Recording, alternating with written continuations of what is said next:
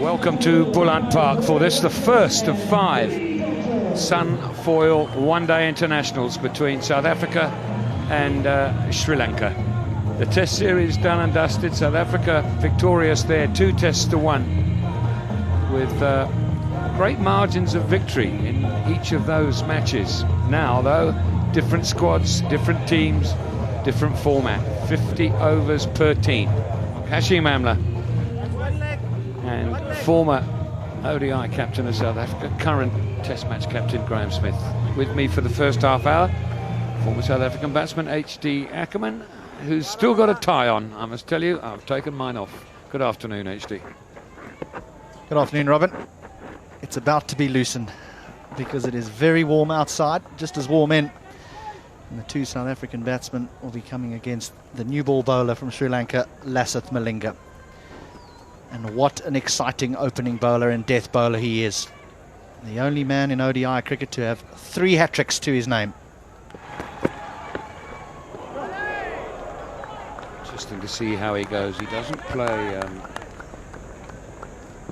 on a regular basis. He's just a limited overs player. There's the side. Smith, Amla, Callis 3, De Villiers 4, captain, and captain of his country for the first time. JP Duminy coming in at 5, Faf du Plessis at 6. Albie Morkel back from injury and operations with a bang. Couple of hundreds and 5-wicket haul in domestic cricket. Robin Peterson preferred to Johan Butter for this encounter. Steyn, Morkel.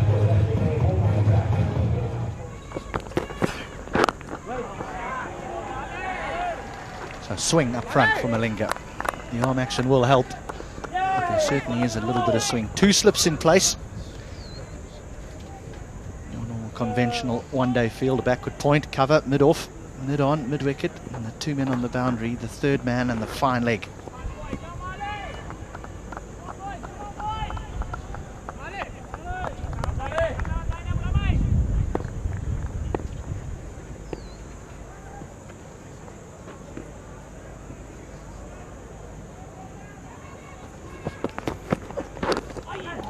Side edge, but it hasn't carried. It's gone straight through first slip's hands along the ground. It'll just be 1. A little bit of swing from Malinga, but I don't know actually whether it's always swing. It's angle, isn't it? It's because of his low arm. Yeah, and I know that we felt that there might be a little bit more bounce than there is usually at this venue, but we're not going to see that until the more conventional bowlers bowl, because with his round arm action he doesn't get the same bounce as the other bowlers. But going back to your point, no doubt about it, that the action, it will come from the arm. It won't be late swing. Late swing is something that really troubles batsmen. When the ball swings from the hand, they get to see it early and understand what they can leave, what they can play at. Graham Smith, his usual role of opening the batting, but the unusual role of not captaining the side.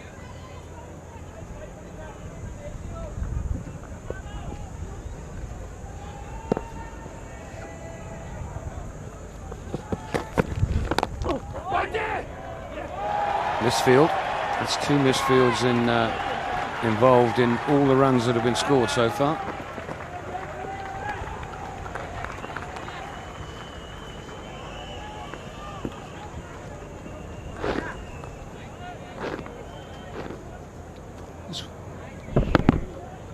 Watch Hashim Amla complete the 2nd run. There's a new law brought in that you should not change your running direction. Now, would that be construed as having changed?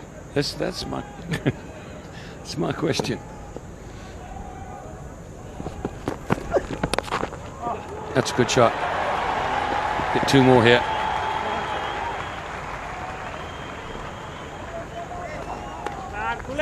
He definitely changed direction, but it didn't hit him, number 1, and the other thing is that there probably wasn't a run-out chance, so we're going to say he got away with it. Oh no, I'm with you on that. You know my feeling.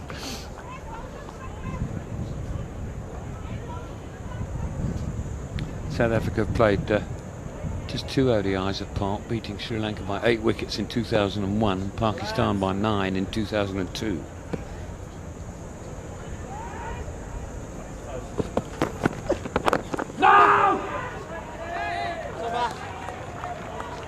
extraordinary statistic that only 2 of the South African 11 playing today have played here before for their country. 5 without loss. So 5 without loss then. Nuan Kulasekaram.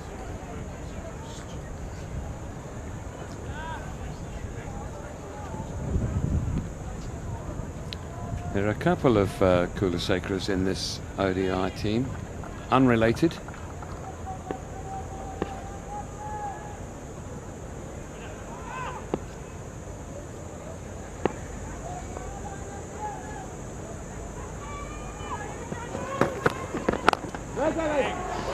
And the 2 South Africans that have played for South Africa at Boland Park before, playing in this game, are Jacques Kallis and Robin Peterson. Seems extraordinary, doesn't it? Going back to 2001-2. Trying to think of... Wasn't Graham Smith around then? Wasn't... Dale Steyn? No, he wasn't.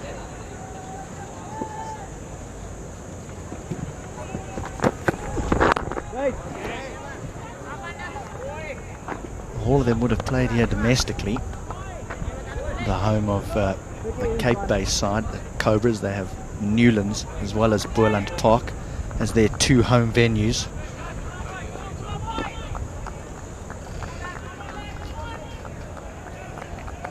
Good presentation of the seam. Nice middle of the bat, just an angle into the right-hander.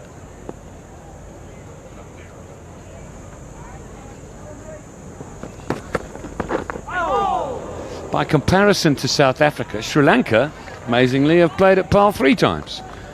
Not twice. Winning once when they bowled Canada out for 36. And a little bit more of in movement there. And losing to Pakistan and to South Africa, the result that we read out. Obviously, all that's to do with World Cups as well as tours.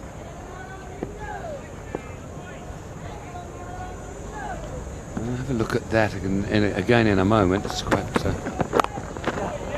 keep you up to speed. No! Just head to head, these 2 countries. South Africa versus Sri Lanka. In South Africa, played 18. South Africa won 12, lost 5. In Sri Lanka, they've only won 1 out of 11, lost 9. 1 no result. And in neutral venues, it's pretty even Stevens, 9 and 8. So very much home ground advantage, you might call it.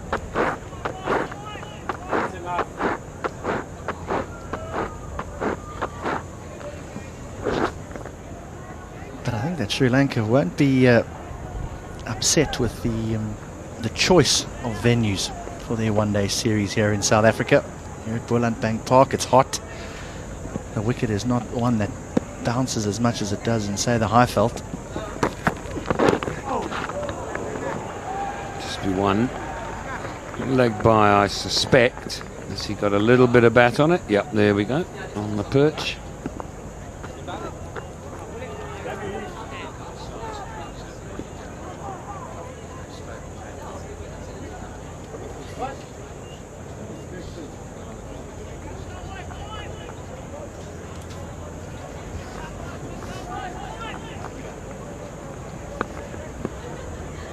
Just the one in slip in place and man catching at mid-wicket for Kulasekaram.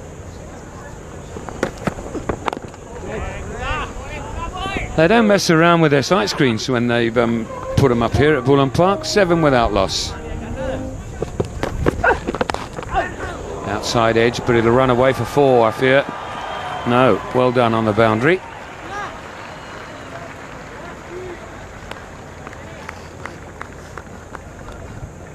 Well, it's a good length ball from Malinga, but because there's not many slips in place, Smith can still have a drive at it. The outside edge is found, but there is only 1 slip in place, so it goes harmlessly down to the 3rd man region. They get through for 2. You know, Jack, as those side screens, it doesn't really matter how big they are, does it? Because without a shadow of a doubt, there'll be a security guard that will walk in front of them at some stage. More than likely.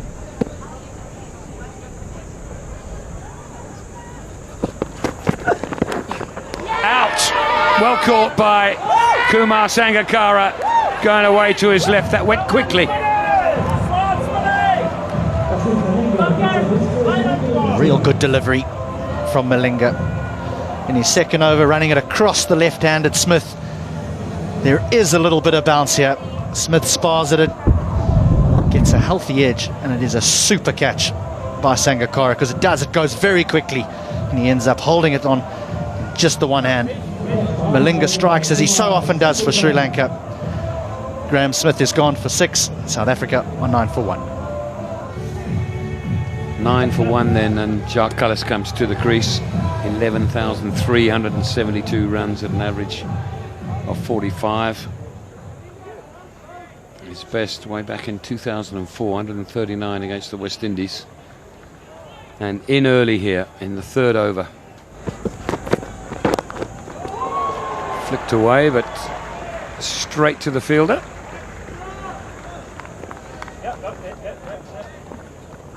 It was a good delivery that got rid of Smith. There was just a little bit of bounce from Malinga, which is something you don't really expect from the round arm action. And it's the catch that's impressive. Sangakkara didn't keep wicket in the test matches, and he hangs on to a superb one-hander. It's off the toe. 1.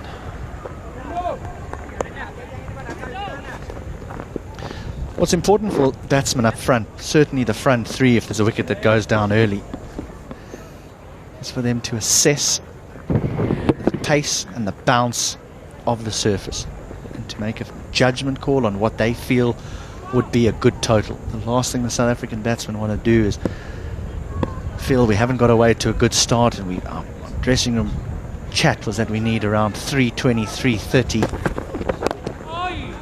It's a good stroke from Kallis. This will be a boundary. Timed away. This time Kallis improvising. Also a little shuffle outside off stump there, and then whipped away on the onside.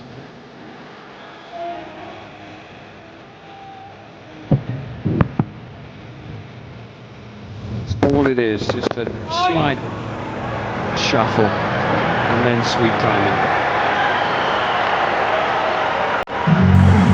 That's a good point that you make, HT. Sometimes you see a pitch, you think, whoa, this is a 320 or 330 pitch, and you get yourself into an awful pickle trying to achieve that. Whereas might find out that 250's probably as tough to get. An issue with a wide delivery first up. That's exactly where he didn't want to be, that's for sure.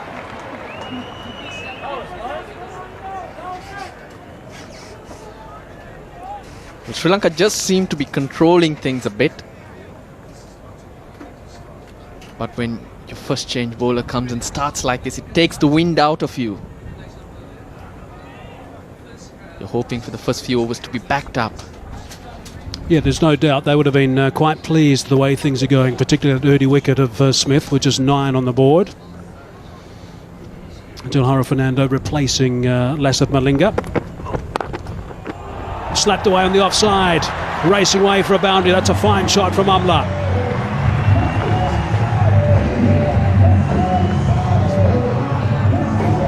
Well, he's the quickest of the lot, Dilhara Fernando. Immediately you can see the batsmen finding their timing. Amla has been hitting the ball to fielders more often today. This time the opportunity there. 1 ball for 9 runs from Dilhara Fernando. Full toss on the leg side. This time it's back with a square. And that's going to be a bit of a teaser. Not back, I think, although I'm sure that Richard Kerabara, the third umpire, is going to look at that once or twice. Pultaranga, the fielder in the deep, had a long chase. We'd all thought he'd gone for 4. But that angle is not going to tell us anything.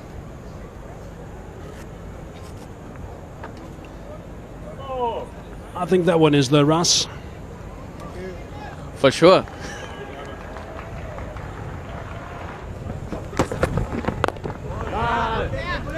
Because of that inward movement. That's why Kallis is trying to go across the line, get outside the line and flick him to the onside. Okay, Russ, time to just lock in here, I think, because I sense a bit of a breaking point. A couple of very good overs the last couple as we look at the work that Jacques Kallis is doing now, just trying to improvise a fraction, but well spotted by Kulaseka, who's someone, by the way, I've seen a lot of and I rate very highly. Over the top, he's played that superbly. That really is a beautiful shot. In total control was Jacques Kallis, and he's banked 6 runs.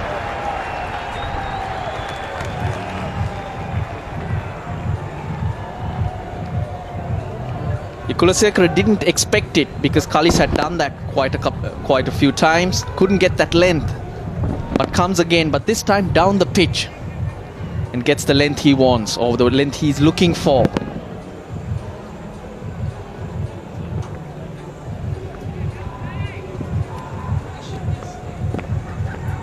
So 2 runs off the previous 15 balls and then that magnificent 6. White. He's relieved the pressure and now he's happy to sit back. So it's not all about going after the bowling. You do have to give those killer blows just like Kallis did, but then settle in and play your own game.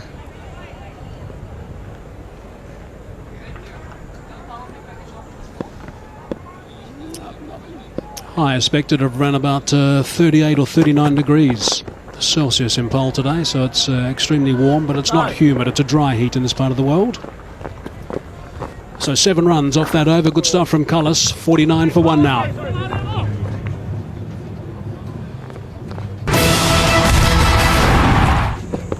The first 10 overs, Graham Smith, he was the 1 wicket to fall, but from then on it's been Kallis. He's needed to improvise to create that length, except the over from Dilhara Fernando, with the pace and the loose deliveries were on offer.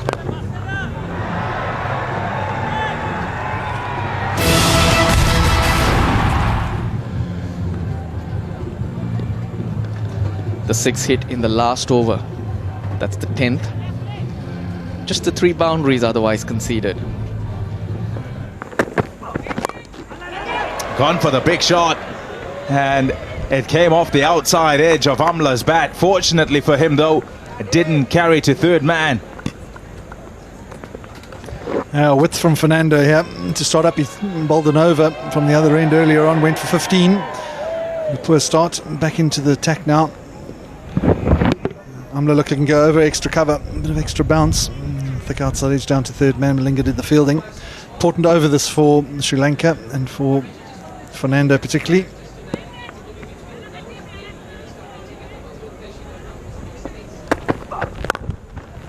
That's a beautiful shot by Jacques Kallis. It was full from Fernando, and the drive through the offside may well have brought Kallis 4.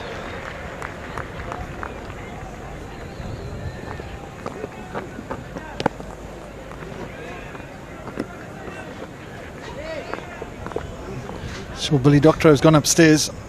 Upal Taranga did the fielding, put in a big effort, great dive. I think he's done pretty well there. Just it'll be a question of whether the left knee hit the rope before he pulled it back.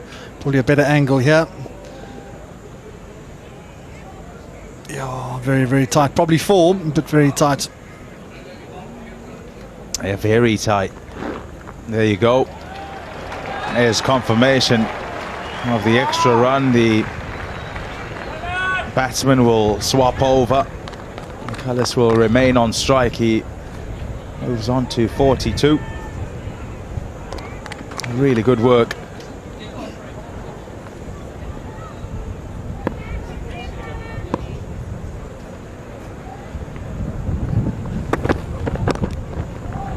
Just nicely played. Just worked onto the onside. 2 straight by Fernando. The cover drive brought a change in the field. Sweeper went back on the point boundary. Finally came up. And so it was very well played by Kallis, because he knew if he hit the square of the wicket, he'd probably only get 1. So the cover drive the previous ball. He went for 4. Beautiful shot, as we've seen so many times this summer. Yes, sir. Fantastic shot to start. Just lifted over the offside and gone for 4. What a shot by Hashim Amla.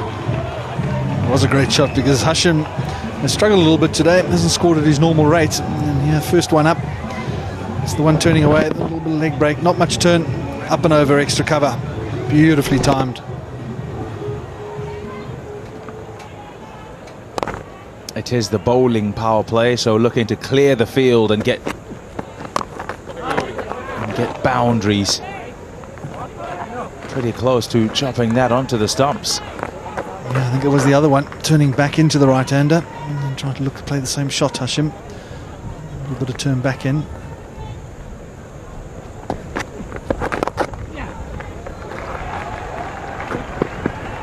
It'll be very important for South Africa to make sure that they don't let him just bowl Ajanta Mendes, and I think it's very much the thinking of Hashim Amla to try and get on top of him straight away.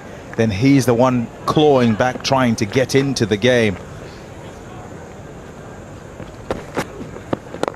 Yeah, I think it's a point well made for any bowler in one-day international cricket. Particularly, you want to try and get into your work, get that first over out the way. Not go for too many. If somebody comes and attacks you early on, it always makes your task that much more difficult.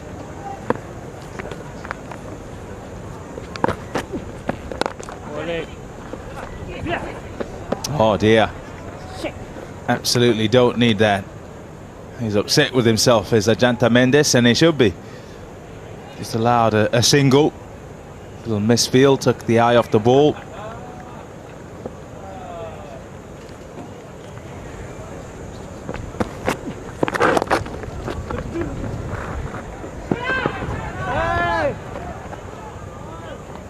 Well played that over by the 2 batsmen. 9 off it. 85 for 1.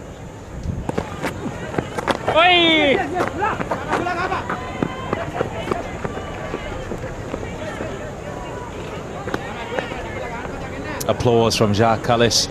It was Hashim Amla's call, and he was awake to the fact that the ball was quite fine and short, fine-legged, a long way to run, so called Kallis through. In the gap, and is off to the boundary for 4. Hashim Amla again.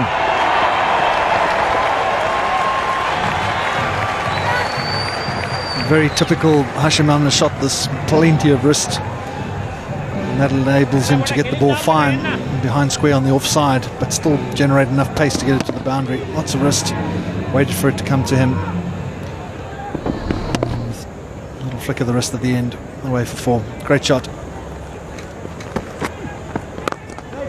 I just feel that the partnership has taken a little bit of a twist whilst the seamers were operating. It was very much Jacques Kallis who was able to get the ball away, get it into the gap and get boundaries. And since Mendes has come on, it's Amla right from the first ball, hit him over the top, and you can see he has aggressive intent, looking to attack Mendes, looking to score freely off him. And Kallis, well, watching from the other end. Wide. And again, it's about assessing the situation. Jacques Kallis he's played 1 or 2 one-day internationals. He would have assessed that and say, yeah, 1 or 2. And he would have got that right and said, Hashim, you go ahead. I'll try and give you the strike as much as possible. Gone for 4. He's got it spot on in the gap. Superb stuff by Hashim Amla. And what a way to bring up the 100. It's a great shot because this hasn't got any width on it. This is pretty straight from Mendes. Probably pitched middle and off. And Hashim Amla has managed to get inside it and hit through extra cover.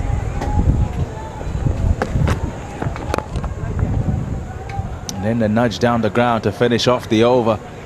Superbly played and very productive for South Africa. 11 off that one. 102 for 1. Oh, mix up, big mix up. And if that had hit, then Amla would have had to continue on his way to the change room. He thought he had it in the gap. Jacques Cullis thought it was on its way to third man, but it wasn't. And Amla, well, gave it up. Unfortunately, it didn't hit. It was fortunate, and I think Cullis would be happy it didn't hit either, because I think he forced the run on Amla. Amla didn't want it. Amla's call wasn't Cullis's call.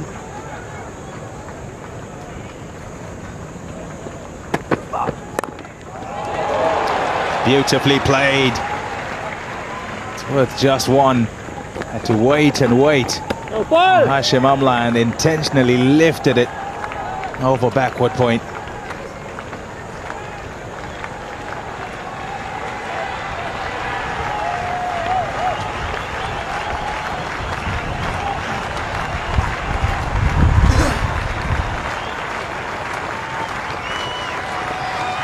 Expectant, the crowd.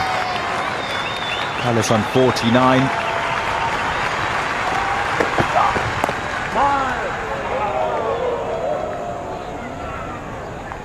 Going to have to wait at least another delivery.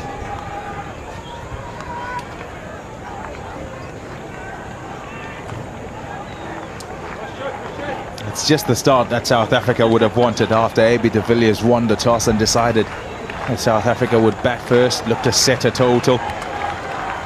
It's a brilliant platform, this. Batting at just under 5.5 and over.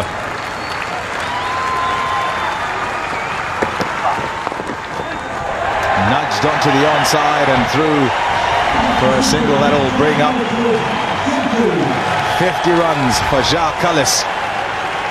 His 85th one-day international 50.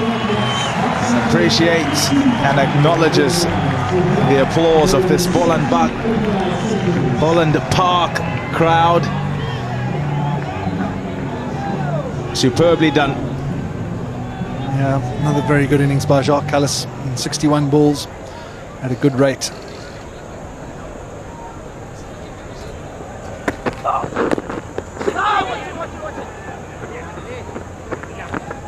Over. 106 for 1. Top shot. Sweet as a nut. Amla at his best. The drive over extra cover. The impressive thing was his timing and his weight transfer through the shot. Played the ball nice and late. Got full weight transfer through the shot. That came right out of the middle. So excellent batting by Hashim Amla.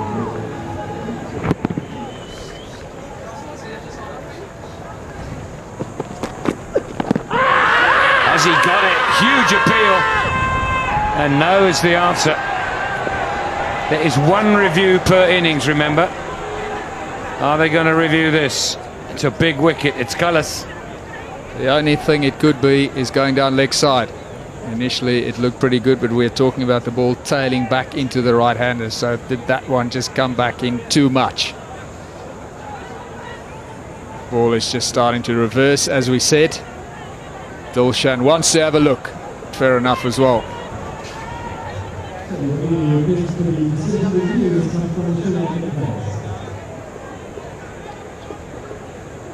We talked about how dangerous Malinga is once that ball starts reversing. Let's just have a look at the front foot. No problem as far as that's concerned. He's well in. There's that awkward release point. And there it starts to go back in. Did it do too much? Is it going down? Yeah, remember folks, if it's just clipping the outside of the leg stump, the on-field decision will prevail, and that was not out. But it does look, it's got that little tail on it and it's sliding down the leg side. So I don't know how good a review this was at the end of the day, other than the reason it's pitch, middle and leg. The chances of it hitting leg are not good, and it isn't. So good decision by Maria Rasmus, missing by a fair bit in the end.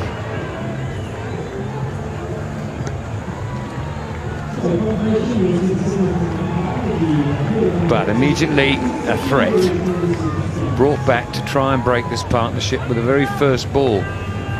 create some consternation. And Cullis will have seen from that first ball that there's a little bit of reverse happening, and that makes Malinga even more dangerous.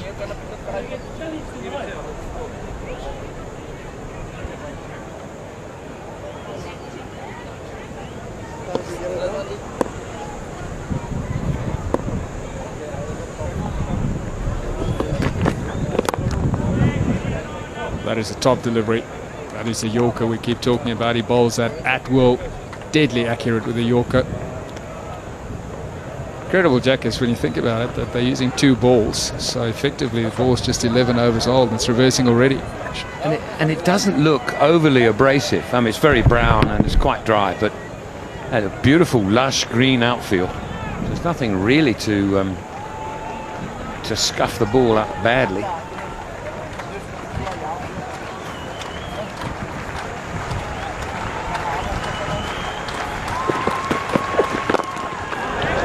Straight in the block hole again.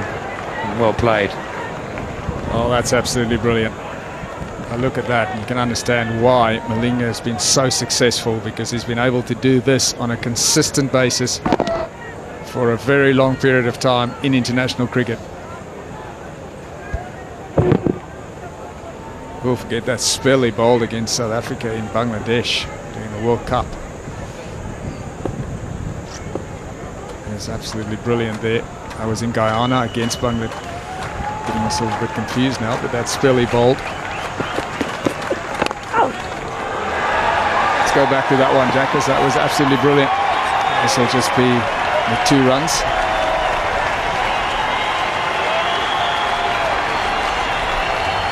And that 2 runs takes Amla to yet another 50. His 16th 50 in ODI internationals. That's a good shot. Couple of bounces into the rope. Not a great wrong with the delivery, but an excellent strike by Hashim Amla. Took this one from outside off stump. No problem in dispatching it over mid-wicket.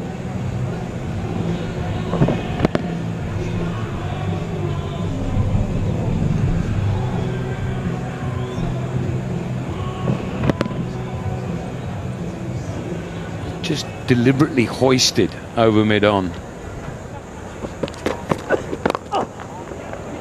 It's whipped away, it's still a very full delivery. Just get one, he's got a good field set for the Yorker. I'll just show you exactly where he lets it go from. I mean, look at this. We'll try and freeze it before he lets go of the ball. A little bit further, run it on a bit further. There, right there, a little bit further. Yeah, there. He's just about to let go of it. And that's what Kayantini was talking about. He bowls a red ball out of an umpire's tie.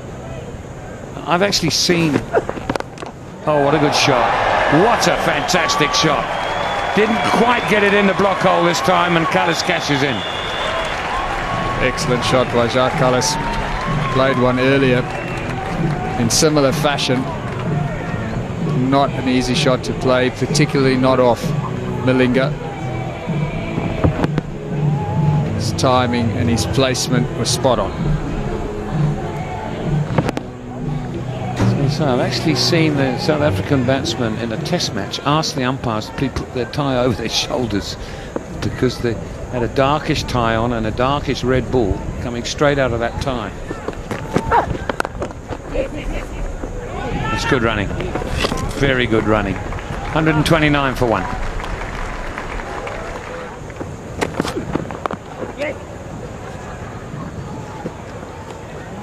Kulasekara into the attack now, having bowled 2 overs for 9 to now.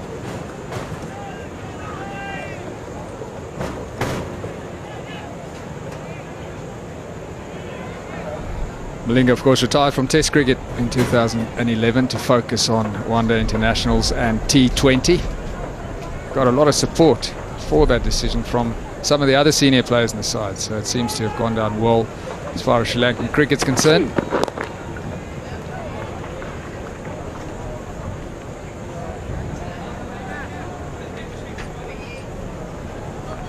the reason why he pulled out of Test cricket is to enable him to continue in the international game for longer. He just felt that the 5-day game was too risky as far as injury is concerned, and that he'd be better suited to the shortened version of the game. And it's worth it, because the sort of player that can actually take a team of Sri Lanka's talent in terms of their batting and so on to a World Cup win, whether it be T20 or ODI. Especially, I feel, the T20, because the T20 a little bit of a lottery anyway, isn't it? And you know, almost any team that plays in that whole tournament is capable of winning it. I'm with you there, because these 4 overs, you can normally bank on him not going for too many more than, say, 20, 24. And he comes back strongly at the end, so he sometimes bowls just a 1 over at the start and then 3 at the back end, or 1 in the middle, 2 at the back end. So he's very effective in the T20 format. Meanwhile, this partnership continues. 123 from 137 balls. Amla and Kallis building a foundation for South Africa to cash in on. What will interest me, if again, is we're only halfway mark, but should South Africa get into the back end of this match, the last 15 overs or so, just how much the batting order might or might not change. A.B. de Villiers has been reasonably vocal in the papers that I've read anyway, saying he wants to bring his own brand of leadership to the game, and part of that is being flexible, something that South Africa hasn't always shown in terms of changing batting orders at critical times of a game. The only thing I suppose particularly about Albie Morkel, who's back in the side, sometimes the feeling has been that he's been brought in towards the latter part of an innings when there's not enough overs available for him to do his talent justice. So maybe one of the thought processes would be to get him in, give him an opportunity to play himself in, and then he can launch towards the end of the innings.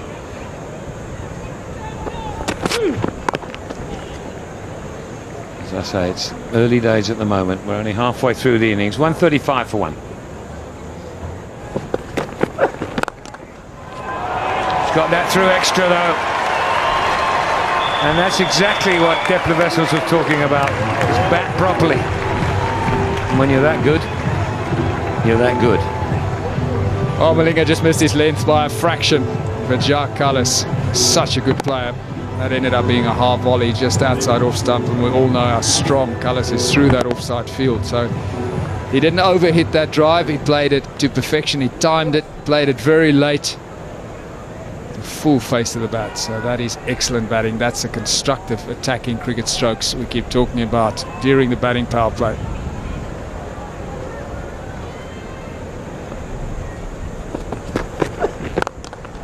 And again. So good over for South Africa, the first of the power play, 8 from it, 144 for 1.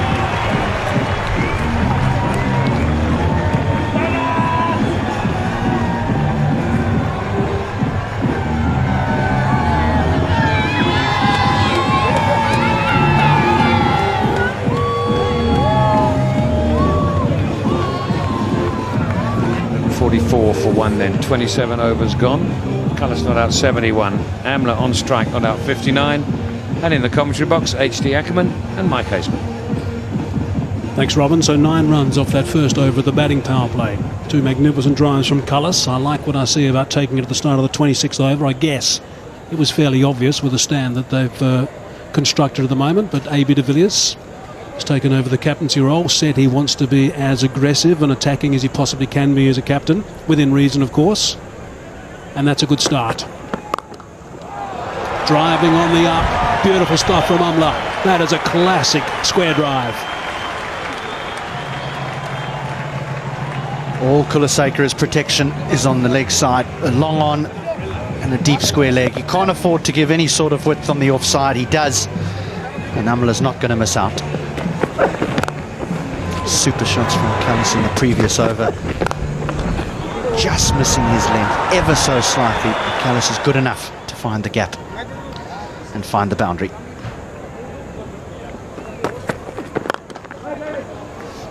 And I think, HD, that's an important point. Cullis is good enough. Malinga might have got away with a couple of those full deliveries. They wouldn't have been punished to the fence, maybe straight to the man in the covers. But this man is a sensational cricketer. It's amazing. He doesn't miss them by much, Malinga. He really is good at what he's asked to do by his captain and his country.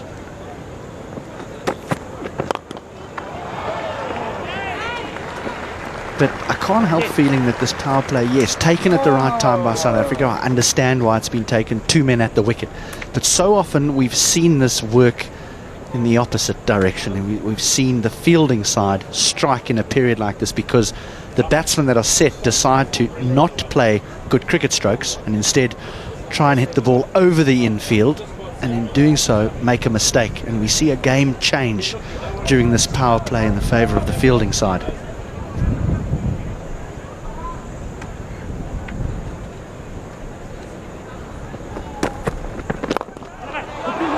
Driving in the air, man posted. Cullis deciding to come back for the second, and does. Brings up the 150. What a platform.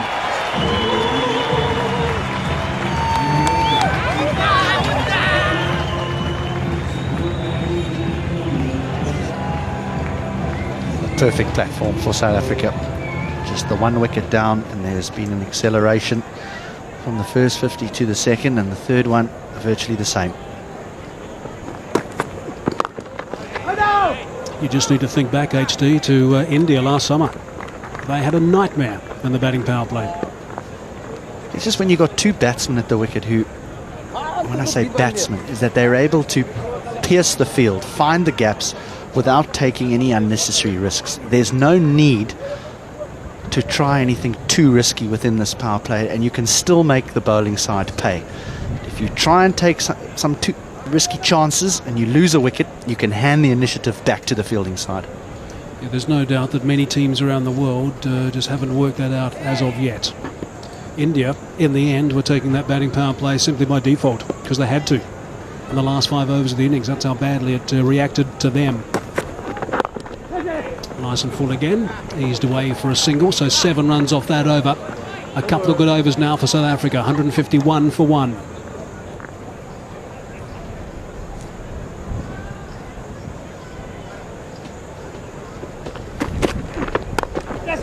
Again, the slower delivery. Just been joined by Russell Arnold. Russell, just very briefly, we know there's 2 balls being used these days, one from each innings, one from each end, I should say, but we have seen some reverse. We did see a hint of it, and initially on the stump, Michaels, I did overhear the fielders saying, let's look after the ball, it seems like it will get rough, so make sure you're looking after one side, so that gives you that extra chance. Any team we know that comes from the subcontinent watches that very carefully. What over was that roughly that you heard that on the stump mics? You'd say around the 10th to the 11th over, but at that stage the ball would be just 5 overs old. So something different, not what we're exactly used to. Because each ball effectively is just 14 or 15 overs old at this stage. Well, that would really be my next question, Russell, is how can you get the ball to reverse swing so early on? Quick single. Gone. Poor run, needed a direct hit, and it got one. A massive wicket for Sri Lanka. It's not the first time that we've had a bit of a hiccup mid-wicket with these 2 gentlemen. Not so long ago it was Jacques Cullis who was halting mid-stride, but in the end it wasn't a direct hit. How often it is in the one-day game that a direct hit does cause this sort of downfall. They practice for hours, these cricketers, the international cricketers. And it's Mahela Jayawardene who's delighted with that strike. And that is a disappointing way to go. It's the end of a very good innings from Jacques Cullis. Classy stuff again, 72 off 80 balls, 153 for 2.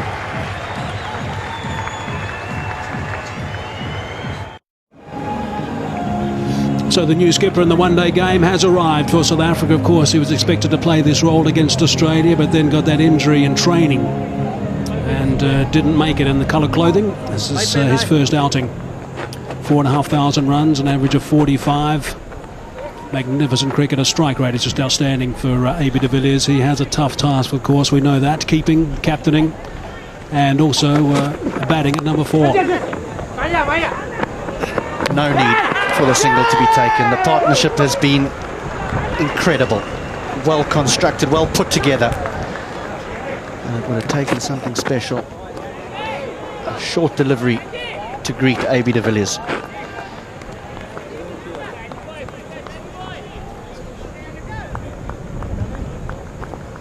There you go, HD. The batting power play strikes. How often does it happen? It's not normally in these circumstances. A run out. Amla knows. Big mistake. Stand of 142 finished. Right, just with regard to that, the reverse swing. Russell, 28 overs gone, ball only 14 overs old. How long does it actually take to get a ball to reverse swing? What is required? Well, that's tough to say, HD, because it will depend on the conditions out there. And also depends how that will affect the ball. Because ideally, one side, you let it get rough, but you tend to try to keep the ball dry and shiny on the other side. It's 153 for 2.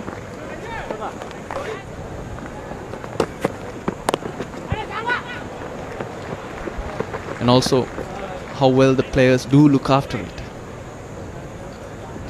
The man who looks to polish the ball, he's got a big responsibility there. So all in all, there's a lot of skill in getting the ball to reverse swing as well. But we haven't seen a great deal of it. Nothing yet that should trouble the batsman. Thanks, Russ. Thanks for that information. I agree, HD. It's not hooping around all over the place, but it's something that really has crept into the game. Woomungol, I think, is probably the one of the champions inside T20 games. He gets the ball reversed quite considerably. These boys from the subcontinent are all eyes when there's any chance of reverse. This man is someone who's a genuine swinger of the ball. Nuan Kulasekara swings the ball in considerably to right-handers and straightens the odd one. That's why he struggles a little bit at the death. He's not normally someone who's a reverse swing bowler.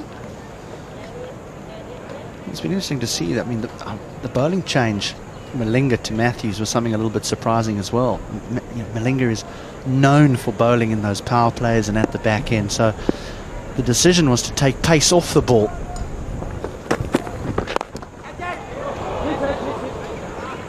He's in magnificent form at the moment, is AB de Villiers. That one right out of the middle. Certainly saved a boundary, did Angela Matthews, sprawling in the covers.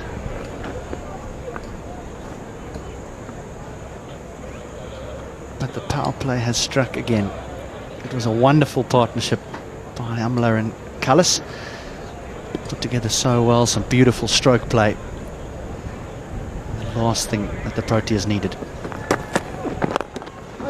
Well, I do think the one thing, HD, about the South African batting lineup with the side they've got at the moment, AB de Villiers will continue and he'll be nice and aggressive. Then after that, you've got JP Duminy lurking in the wings. You've got Albie Morkel, who is in very good form at domestic level at the moment, coming fresh off a big 100 and a good score in the second innings as well, and also picking up some wickets. So he's expected to do a dual role, but I know that they're very excited about the possibilities of Albie Morkel launching towards the death of the innings, which is something we've seen him do regularly for the Chennai Super Kings. Not as regularly as he would like, I guess, for South Africa, but he has that potential, that's for sure. Well, there's a new coaching staff in now, so what could be interesting to see how they utilise him. In that so often he's been brought in with just 3 or 4 overs to go, with no real time to get a feel of the pace of the surface or the bounce. Maybe he'll be brought in with I don't know, 10 or so overs to go, give himself an opportunity. He's a proper batsman, Albie Morkel. He's just not someone who likes to come in and smash it from ball one. He's sitting there in the shorts and Signal at the moment on the bottom of the stairs. So no thought at this stage of him putting the skins on. End of the over, good over from Sri Lanka, 4 from it only, 158 for 2. And Angelo Matthews continues his fine performance with the white kookaburra.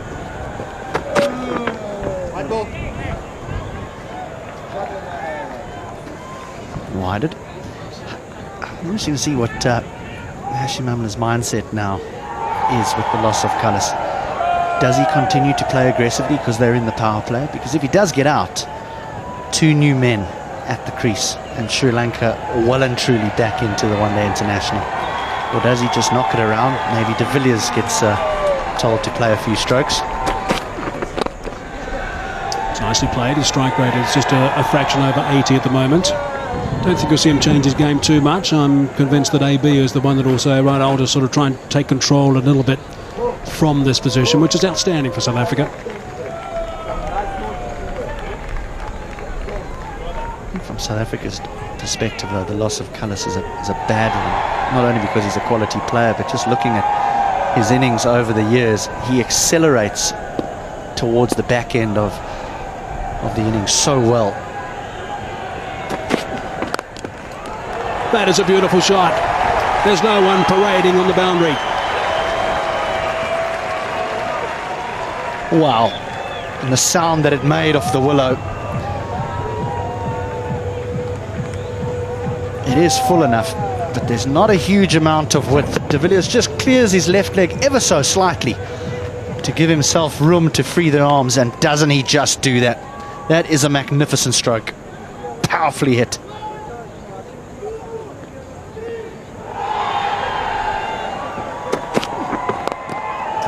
This time he goes over the top. Change in pace from Angelo Matthews. Spotted. AB using the length and back-to-back boundaries. Well, Mark, you've had your question answered. Amla to knock it around, de Villiers to continue to look to attack. How often can someone walk to the crease and play like this? A slower ball from Angelo Matthews, dispatched in emphatic fashion.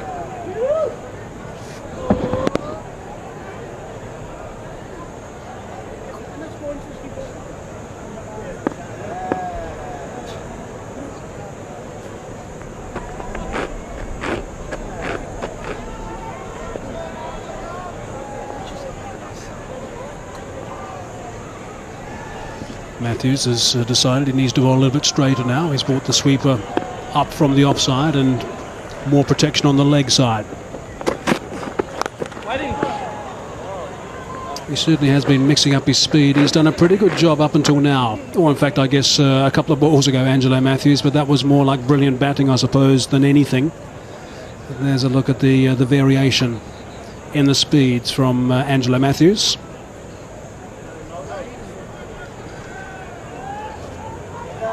Pace that he does bowl at when he bowls at seam up, it could become target practice, so he really has to vary his speed. That is his skill, to be able to vary the pace and the length.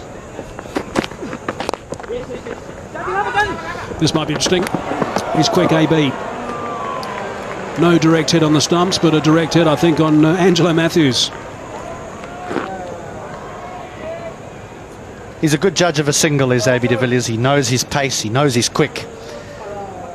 It would have been a tight call.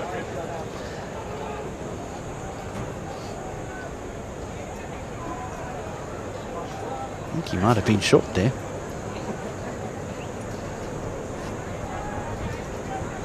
So one ball left now in the batting power play.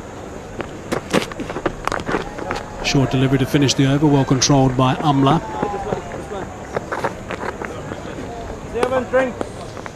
So 31 overs gone, 35 runs scored in that batting power play. South Africa 172, and drinks it is. So 31 overs gone, 170 for 2 it is. They are in a very good position, South Africa. 35 runs scored off that last block. The batting power play it was of 5 overs.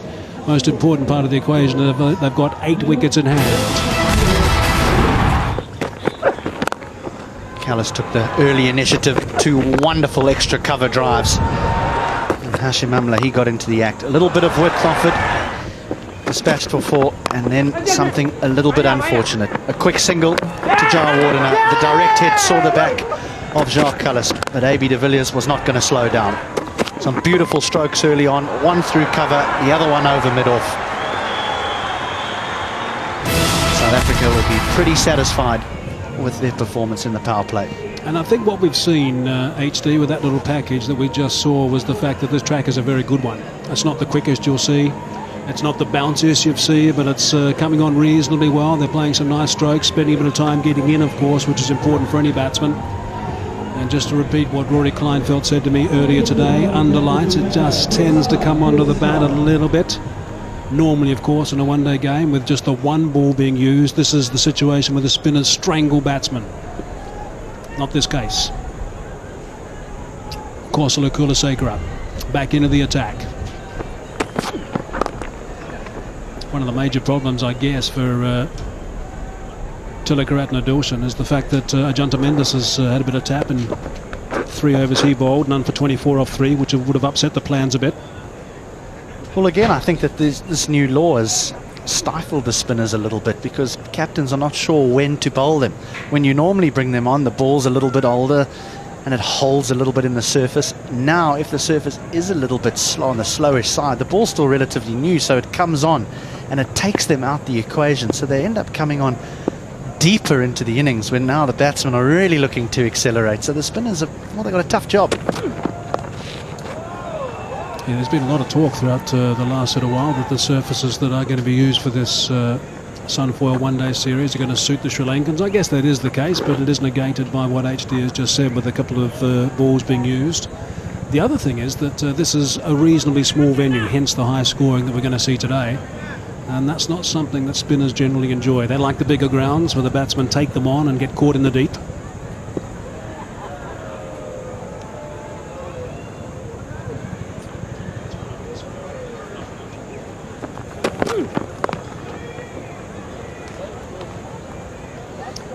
So you know, throughout this summer we've been using hotspot quite a bit. Let's just have a look at something that happened during the drinks break. Just watch the gentleman on the left-hand side, just having a bit of a drink at the moment. Takes his hand, of course it's the bottle's dark because it's very cold. Takes his hand off the drink and you can see that his hand has been on that bottle. Very sensitive, these cameras. Minus 200 degrees Celsius is what they pick up.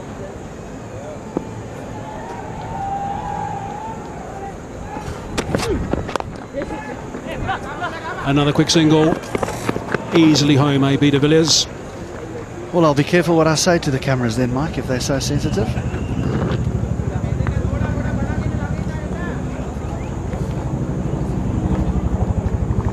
Not as sensitive as some commentators, though, I guess. Easy. Promises, promises.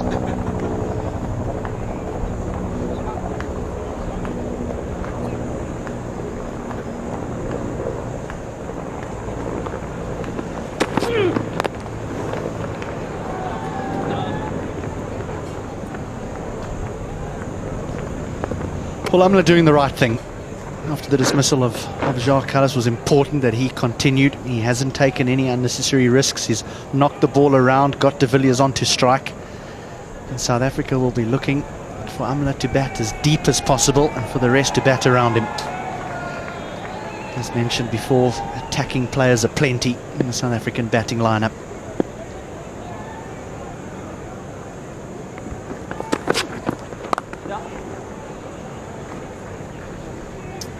Now that is probably the hardest slow ball to bowl. That one was right out of the back of the hand from Kulasekara. End of the over, 6 from it, 176 for 2. We're just going to see what they do with the rest of this batting order. South Africa, Faf du Plessis as well is in there. So Mendes, expensive in his first 3. Back into the attack now with a very important job to do. Men posted at long off and long on with the shorter boundaries. Sweeper on the offside. Man, a deep backward square on the leg and also a sweeper on the leg side, so they're scattered.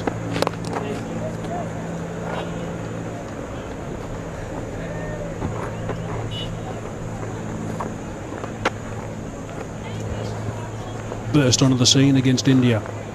Picked up some 24 wickets in the first 3 test matches, or in the test matches that were played. Devastated the Indian batsman, but since then most countries around the world have worked him out. To the extent where India, who have played a lot against him since then, average about 70 apiece against Mendes these days.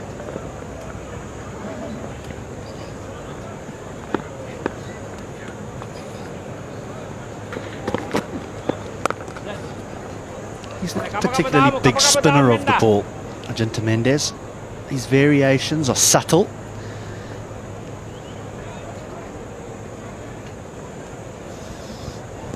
The wrong one comes out of the back of the hand. The carom ball comes out of the front. He's one of those bowlers, actually, HD, that he has this mystique about him. Here's a closer look at what he's done. The wrong one is a reasonably easy ball to pick because it comes right out of the back. The carom ball flex with the middle finger out of the front. He's got enormously strong fingers to be able to do that. That's his standard ball, by the way, the carom ball. It was out of the back of the hand, so you could pick that quite easily. Well, I think all these bowlers that come along with strange actions or strange deliveries always create problems at the beginning of their test careers. We think of Paul Adams in South Africa, how he was so difficult to pick. But as they progress, so the international players start to read them a little bit better. 182 for 2. Thanks, Hayes.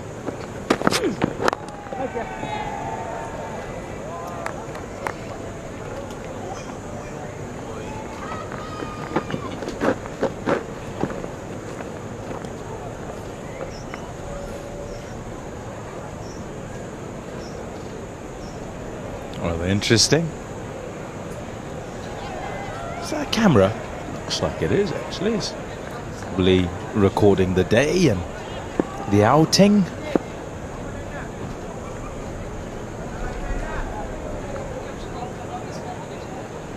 He'll have seen a few interesting things around here.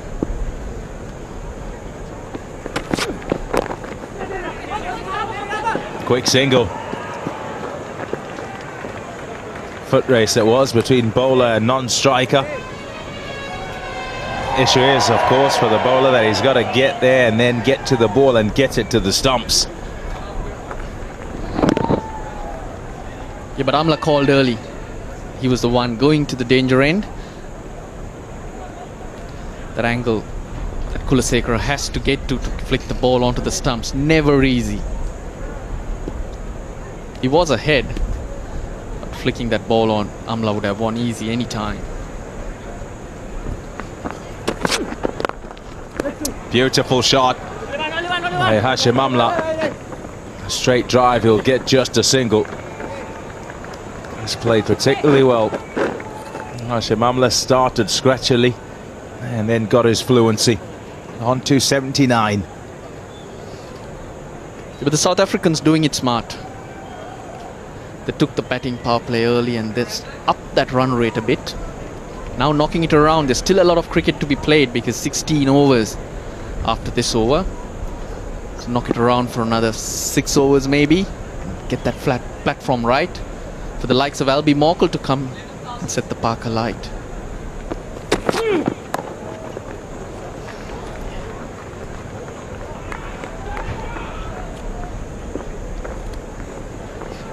Good crowd in here at Boland Park. A hot day and a good day as well.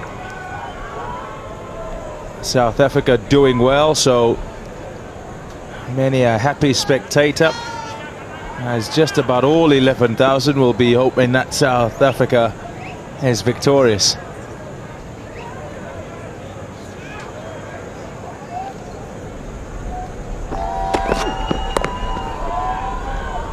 Been all singles by South Africa just recently, 19 in a row between Amla and de Villiers. Good rotation of strike, good running between the wicket. They're working to a plan and it's worked well. They've taken the risk when needed.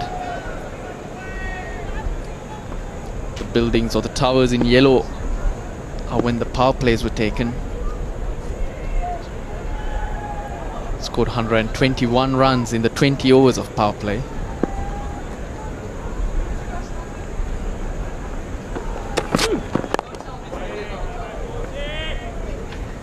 .187 for 2.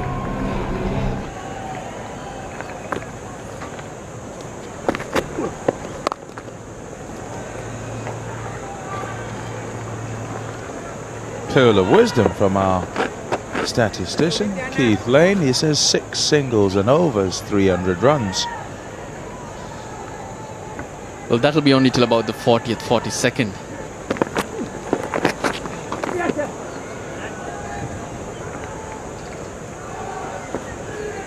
Missed out AB. That was outside his leg stump, and that pedal sweep just needed a little bit of bat on it, but there's no short fine legs. It would have run away.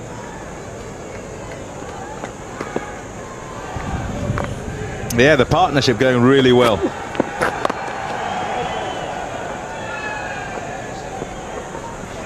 .36 at a runner ball. And Sri Lanka, having taken the wicket, gifted the wicket of Jacques Kallis,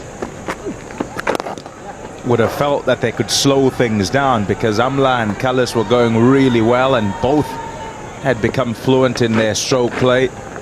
But it hasn't stalled South Africa at all. In fact, de Villiers has walked out there and been prolific. A couple of boundaries in his 20 runs. Looked really good, showed good intent.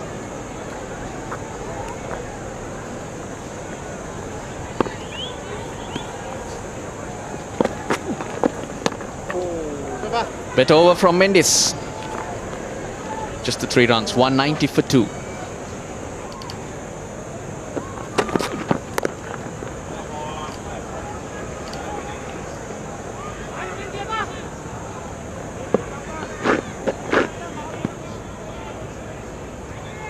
This is all the batsmen put together today.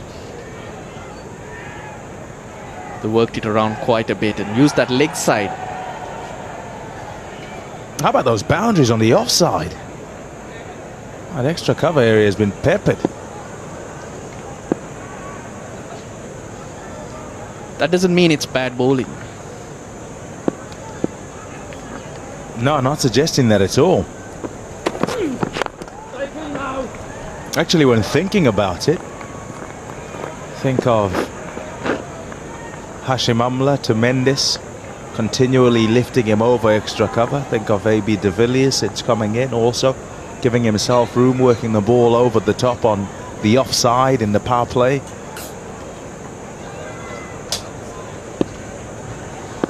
As you look at that wagon wheel, lots of singles on onside.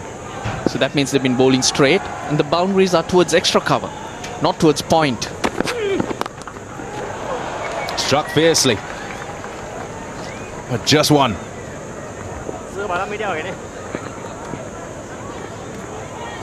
So it's been good batting if you're going towards extra cover. The moment there's width, it's very difficult to go straight or straighter. Over long on, and lots of balls just worked into those gaps. Just a couple towards point, but majority straighter. So it's a straighter line that they've been put away with.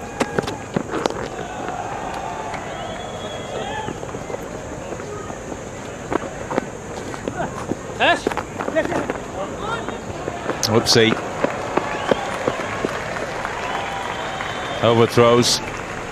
The 2 batsmen, Amla and de Villiers, awake to it and nick that extra run. Your messy cricket all around. On the volley, not backed up. But Amla still awake, picking up every opportunity to keep that scoreboard moving.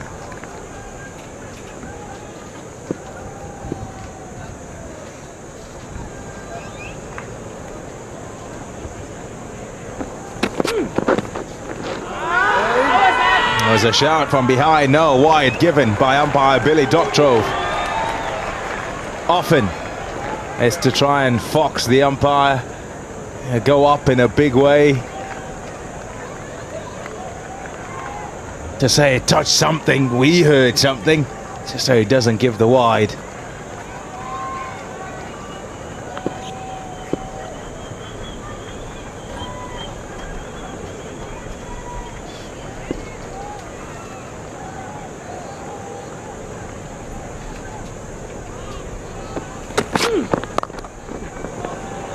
That's a fantastic shot. That is so well timed. The man on the fence on that offside had absolutely no chance. 4 more to Hashim Amla. Overcompensating Kosala Kulasekara. Leg side wide the ball before. This time giving Amla width. You don't give Amla width. He's very good at it. He doesn't go towards the ball, but very good at throwing his arms through the line.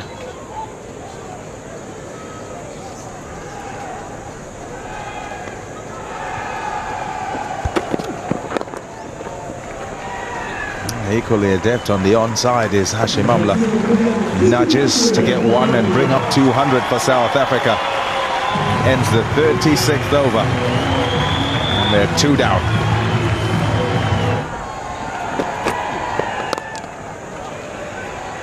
The problem Mendes has had is he's not been able to get that ball to skid through.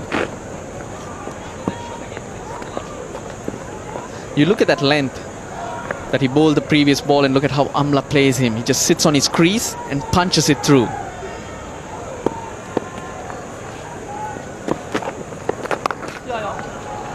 It's not played as well. They haven't let him settle at all. Now this was 2 balls ago what I was talking about.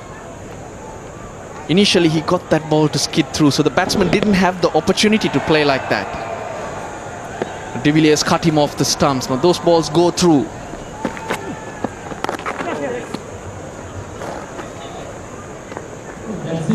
And along with that, when he throws in those variations of the off spin, the wrong un, and the carom ball, makes life difficult.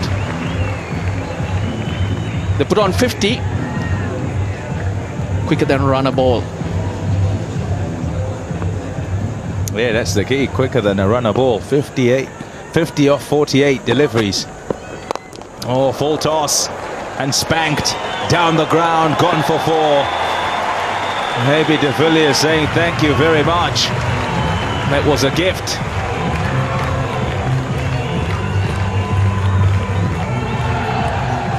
Now that's the result of being picked off every ball. As a bowler, you're looking to bowl a dot ball. Don't want to be going a runner ball each time. Hence try something different. Goes awfully wrong. A little bit different that time. And to get the ball to go fine, and he does so. Maybe De Villiers able to collect a couple. Very good over. This for South Africa. 4 balls gone and 5 balls gone and 9 off it already. The way Mendes bowls to get that ball to skid through. Shot. Very good shot by A.B. De Villiers. Some width accepted and gone for 4.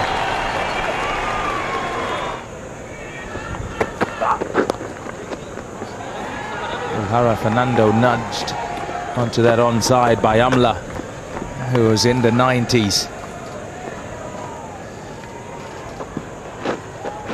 There wasn't much of a gap.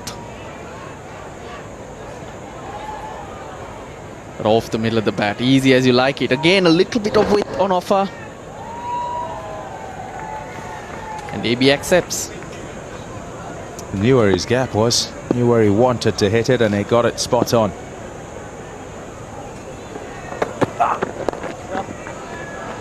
He hit it very hard, so unless it went directly at the fielder, no one was going to catch it. No one would have been able to move.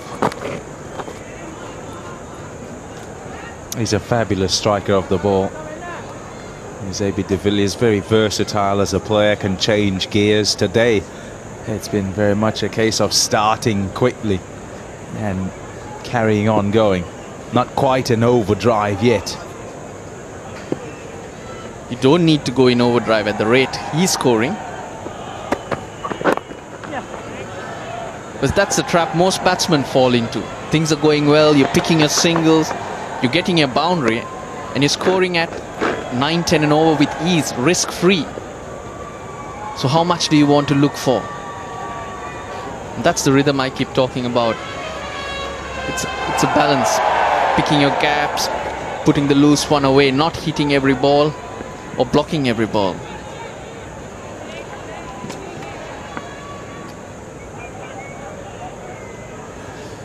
Generally, though, you always get the feeling that when batsmen play well, a team is going at, as is the case here, 5.76 to the over, because they've comfortably gone at that rate. Oh, that's well played. Forced off the back foot, and it's gone all the way for 4 as well. What a shot that is by A.B. de Villiers.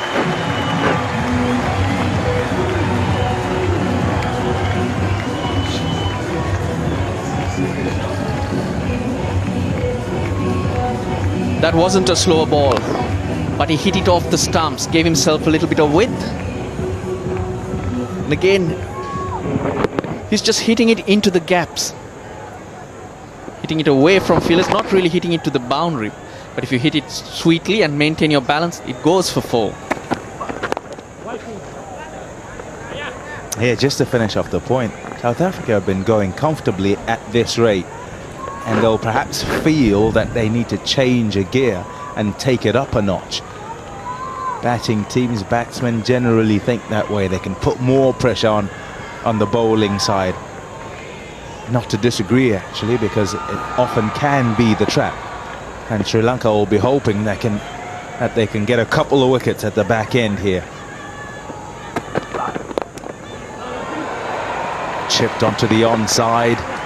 Will be another couple of runs into de Villiers. A couple more to South Africa. It's all the 2s. 2 for 2. 39 of 32 to de Villiers, and I think that's been the key, because South Africa lost a wicket in the power play against the run of play, and most often a new batsman will come and take time. But such has been the confidence of AB that he dealt blows where the Sri Lankan bowlers didn't expect. The bowlers were just looking at bowling a length, whereas slower balls and variations to the other batsmen. Here's Dilshan, the skipper. He is desperate for a wicket. He's desperate for a few wickets.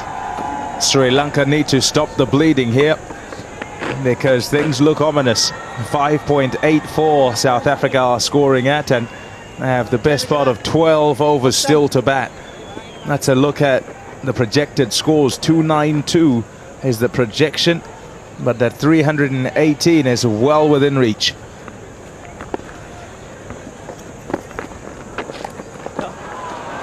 He's got it away, the reverse sweep, and it's Dilhara Fernando's got to chase it. He'll haul it in before the rope. Another couple. But looking at those projected scores, from here, if South Africa don't get to 320, at a minimum, I'll be disappointed if I was in the batting side. He's playing his options really well, A.B. de Villiers.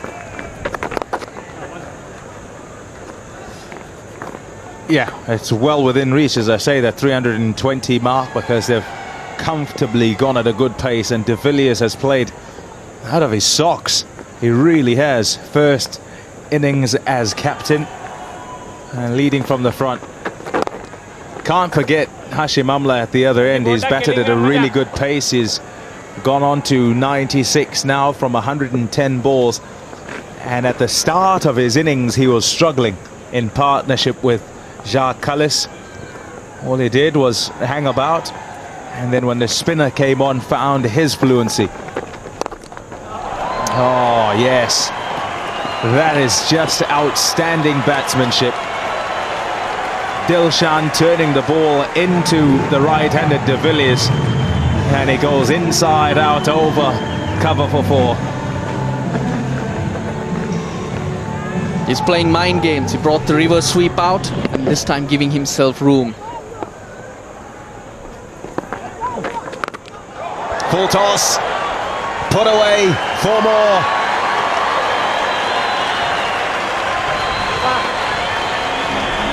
$50 up for the skipper. Applauded by the Boland crowd, and it's come off just 36 deliveries. And it's been a blitz, his 27th in one-day internationals.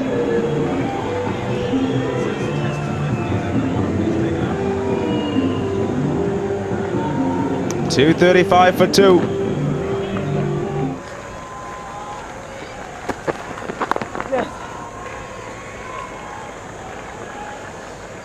Well, it's damage control for Sri Lanka. They're going to have to prepare to chase a very big score. I thought they needed to contain South Africa to about 250, 260, but AB de Villiers with his 27th ODI 50 has turned things around. He's made sure it's going to be a lot more than that.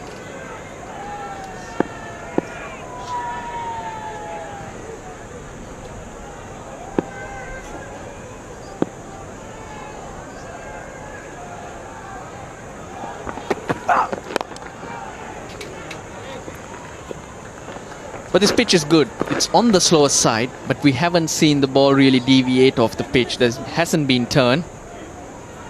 So it should stay good in the second innings as well. Yeah, look for the red ones. In his face just 37, he's got to 50. And the dots are in red, so not many. Let's count them. 1, 2, 3, 4, 5, 6, 7, 8, 9, 10.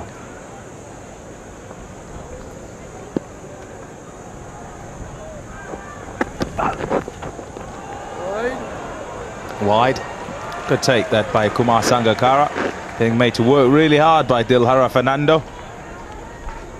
Yeah, at least he gave him a chance this time around. But the first ball he bowled, Kumar needed to be 12 feet tall.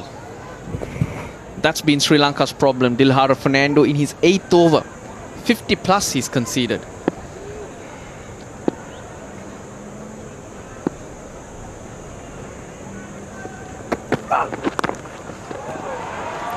Man out there, so just one.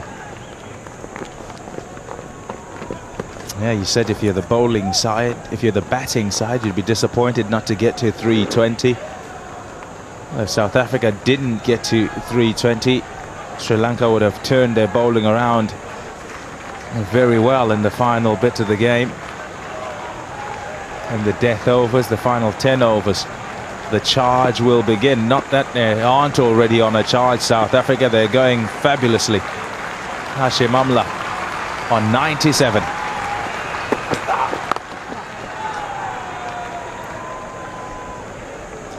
No real chances too.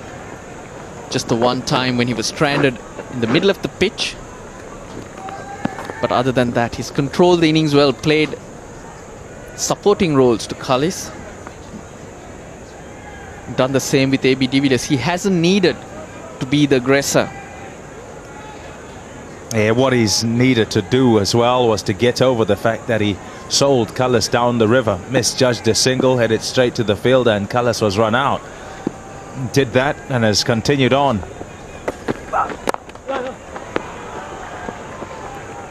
Fabulous record he has, Hashim Amla, in one-day internationals.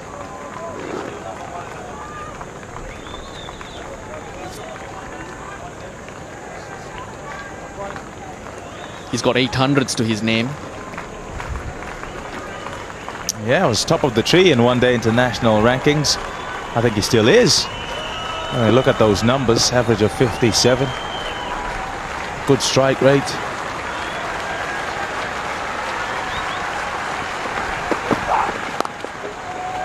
Just the one. He's one away now. And he's on strike. 241 for 2.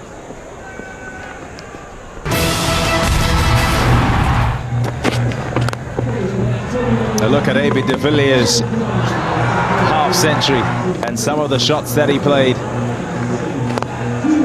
Didn't take him any time whatsoever to get into his stride. And it hasn't missed a step since. Still going. Super work. Nuwan Kulasekara into the attack. Let's look at his record. Good economy, just over 4.5. And he always picks up useful wickets for Sri Lanka, especially with the new ball. Not to be today though. There it is, nudged onto the onside. He'll get a couple. Hashim Amla.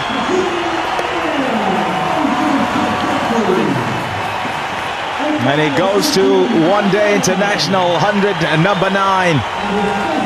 He's top of the world in the rankings. And his partner, A.B. de Villiers, at the other end, who's number 2 in the world, comes over to say well done. He shifted gears well and has got himself going all the way to 100. Has never looked in any trouble at all, except when he started off. But he's played it real smart, picked those singles, he's kept this, the strike rotation has been perfect. And that's what really helps. Initially it was Jack Kallis who pushed the Sri Lankans back. But you generally need one batsman batting through, and with his strike rate of around 88 to 90, it's incredible, because if one batsman can do that, you're always going to end up scoring those big numbers.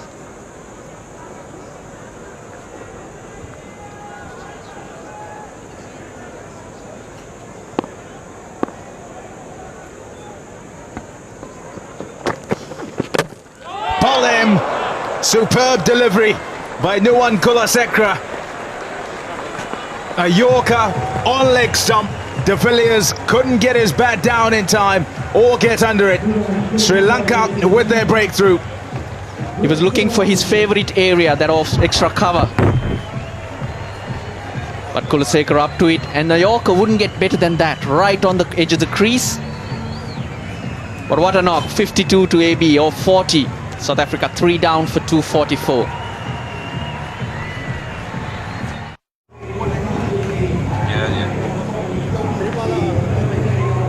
South Africa 244 for 3. And it's Albie Morkel who walks out to the middle, replacing the captain, A.B. de Villiers.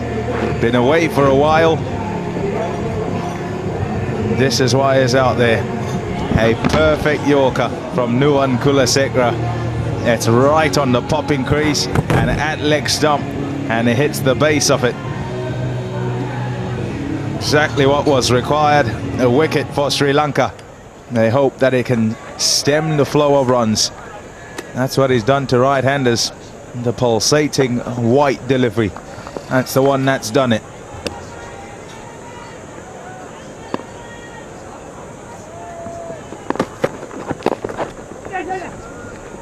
Quick single, rotates the strike. And time for a change in voice. Craig Matthews, and with him Robin Jackman. Thank you very much, Pommy. Welcome. What a wonderful little innings that was from the captain, A.B. de Villiers. 52 from 40 balls. Came in and from ball 1 looked as if he was in fantastic nick and used to the pace of the pitch within an over, and almost hit the ball where he wanted to. Hamlet, the other end, rock solid, 102 from 115.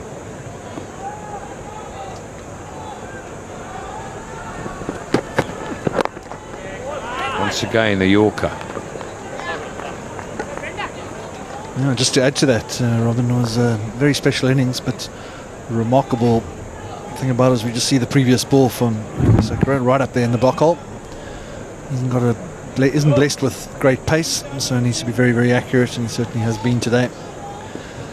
It's just amazing how often A.B. de Villiers does play those sort of innings. It's how easy he just finds it to score, to hit the ball to the boundary.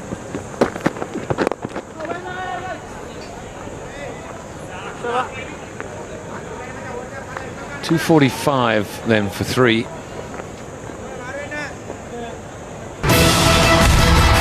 Shimamla has played in a manner that we've become accustomed to. It didn't start off as a one-day cricketer, but my goodness, he does pick gaps. He's become an incredible boundary hitter, very effective at the top of the order.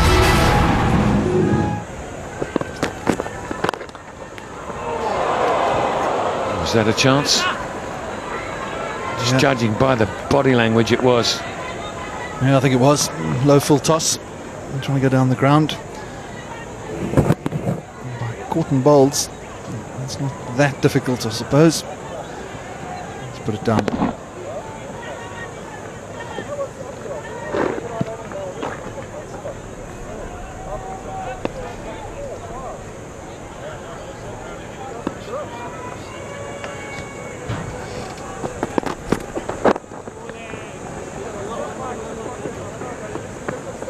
Albie Morkel, who's had a dreadful season from the point of view of not playing, injuries and then an operation. When he got himself fit and back in the game, he made a major claim for his place back. He only got it back through an injury to Dean Elgar, but into the 11 straight away.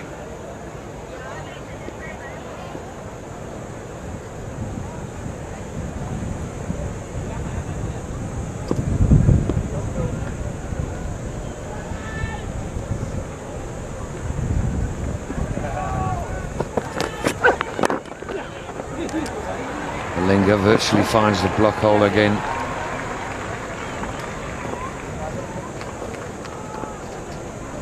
Just getting back to Amla's 100. Robin, I think one of them, to me, the most impressive thing about this innings is he struggled in the beginning a little bit. He didn't play with his normal fluency. Cullis had to take the lead in the beginning. I had sort of impression over the years that maybe under those circumstances in the past he might have given it away playing an expensive shot. The impressive thing today is he saw through that tough part. Still returned 100 in less than 120 balls. Been another fine innings.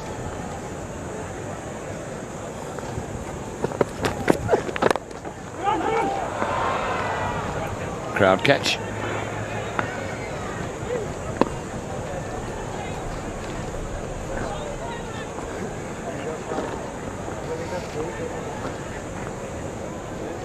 Let's look at Hashim Amla year by year.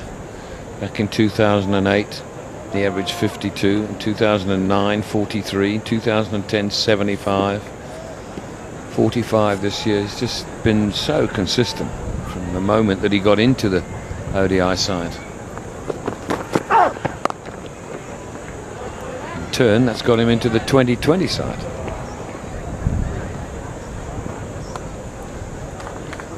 It's a bit embarrassing actually when I look at those numbers. Was it one stage I was a selector that left him out of the one day slot at one stage, so I apologise. Is that official?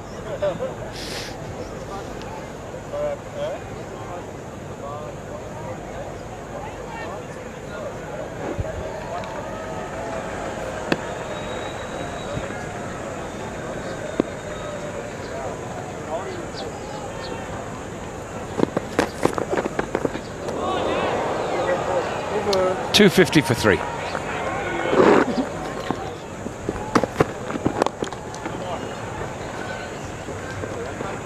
And that does bring up the 250. And a cheer from around the ground.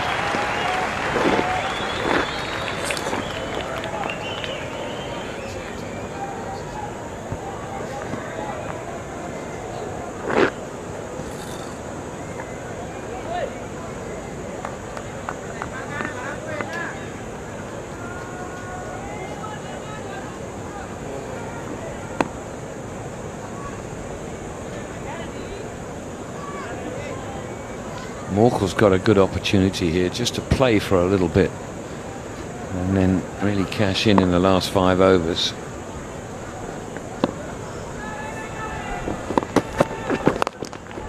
On the other hand, hit the ball for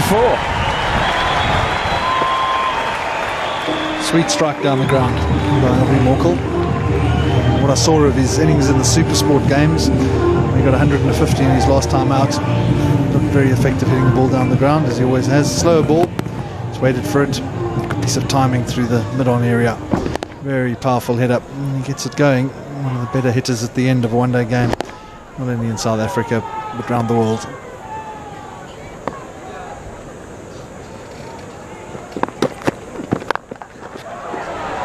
Another good strike, but just one this time.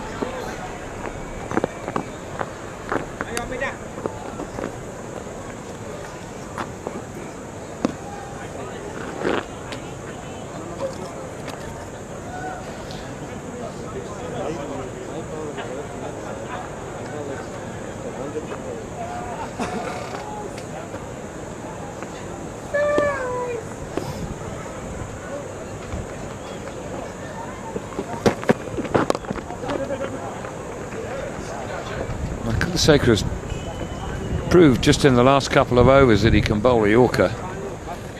And the dismissal there, the bouncing one was the one that dismissed A.B. de Villiers. One wonders just whether in limited overs cricket there have to be so many on this sort of pitch, so many deliveries in that sort of goodish length area.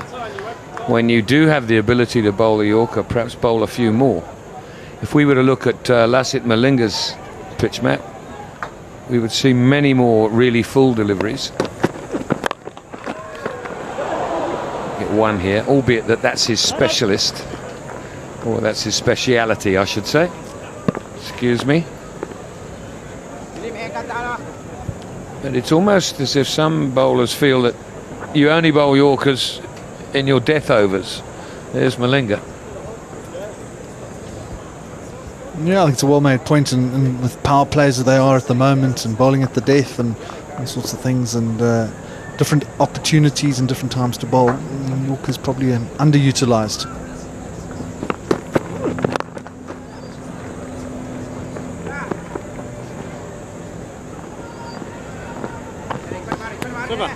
.258 for 3. The highest scores that have been made at this particular ground. India rule the roost with 351 for 3 against Kenya back in 2001. South Africa's score now is the second highest, but look a bit further down. Zimbabwe, India 236 versus Zimbabwe 1997. Zimbabwe 236 for 8, 1997.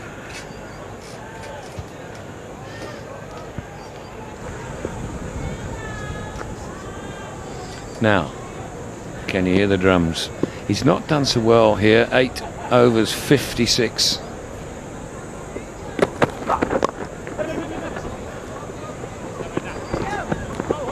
Fine leg up in the circle, so you'll see Amla looking to do that.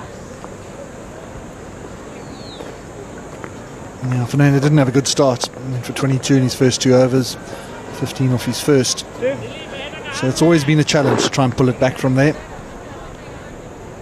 Didn't do too badly in his second spell. Bowled at a tough time. Cullis was just starting to accelerate.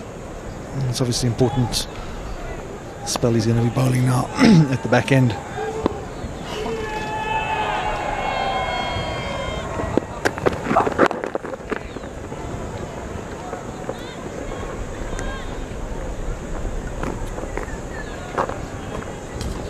South Africa scoring at exactly 6 runs and over in this innings so far.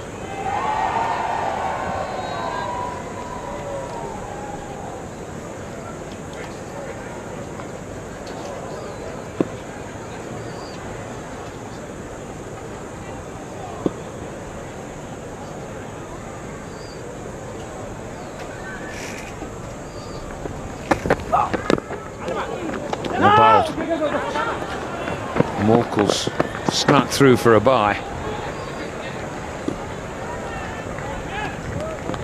There's a good piece of bowling though. Good pace from Fernando. Right up there in the block hole. And just a little bit of in swing. Beautifully bowled. Just what you require at the end. So disappointing to concede a bye. Well, he hasn't... umpire Doctorov hasn't signalled a bye. So he must have thought that Amla hit it.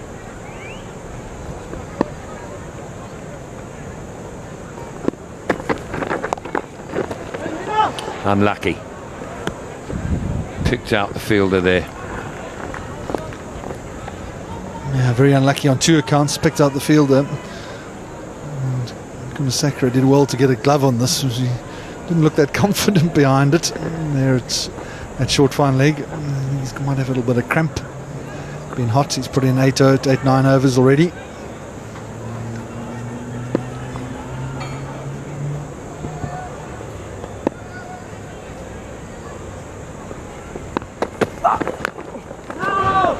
Slower ball. Morkel too soon on it. Bowls a pretty good slower ball, Fernando. Yeah, it's almost in his bowling like it's either a Yorker, a bounce or a slow ball in one-day cricket.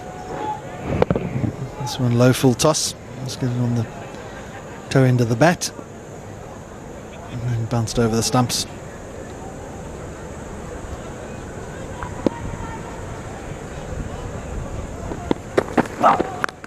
Oh, he's hit that. My goodness me. There's the bouncer you were talking about. I don't think he'll bowl another one.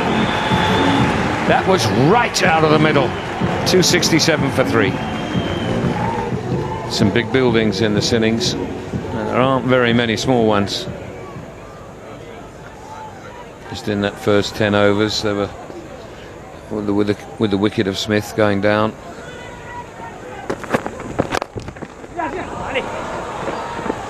Fielded at the last ball of the last over. Morkel really did clatter it. Short ball from Dilhara Fernando. And he lined it up. And a nice quick flick of the bat. Good bat speed through it. And he was at the ground.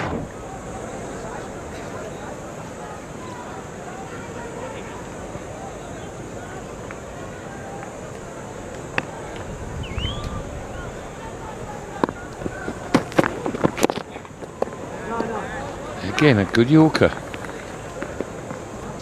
It goes to show that it's not necessarily the pace you bowl at, but how accurately you can hit that mark with a Yorker. As I said earlier, he's not blessed with great pace, Lusakara, but at one stage in his career he was the top-ranked bowler in one-day international cricket in the world, and he certainly got some skills.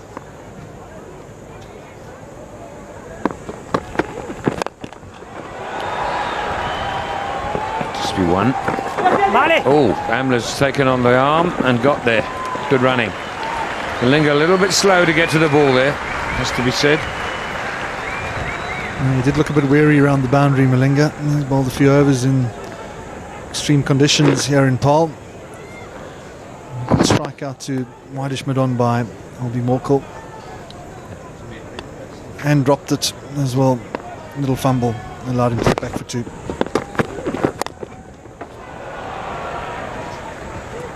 Morkel happy to just fling the bat at anything.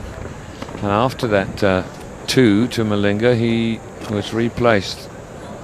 Younger legs went down to the boundary and he went up to mid-wicket. He's now at extra cover for Amla.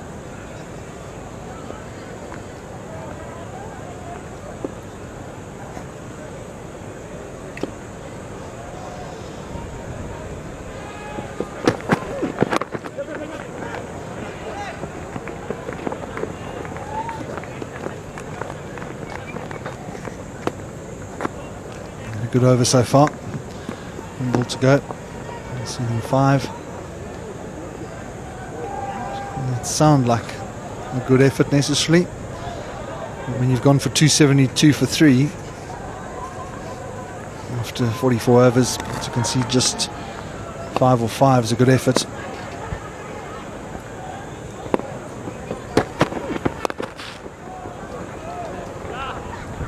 The over will close with just another single to the sweeper on the cover boundary. 273 for 3. Big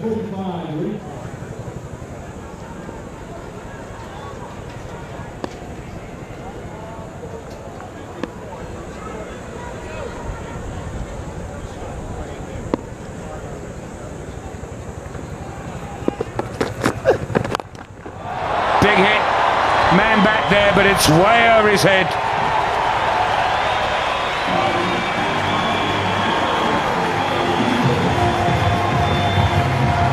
Good length to hit out of the ground, this. Just back of a length. Allows Morkel to free his arms. He does that very effectively. Big long swing of the bat and straight out of the ground.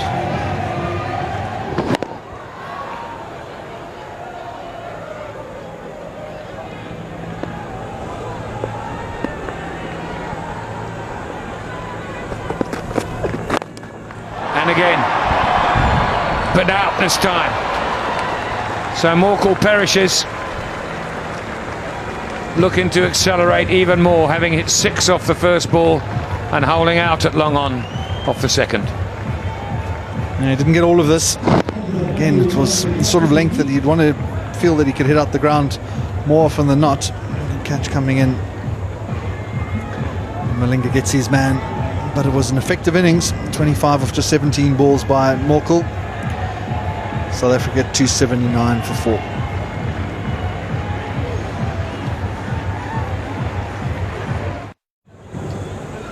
.279 for 4 then, and the wicket of Morkel brings JP Duminy to the crease. 27 years of age now, JP, averaging 40 in this format of the game. And there's another wicket. Would you believe it? Malinga's on another hat-trick. Very good catch by Sangakkara, right off the toe of Hashim Amla's bat. Yeah, second good catch. Sangakkara took a beauty to get rid of the captain, Graham Smith. And a wide one from Malinga, just the toe of the bat, diving away to his right, caught it one-handed. And Amla's on his way for another very, very fine innings.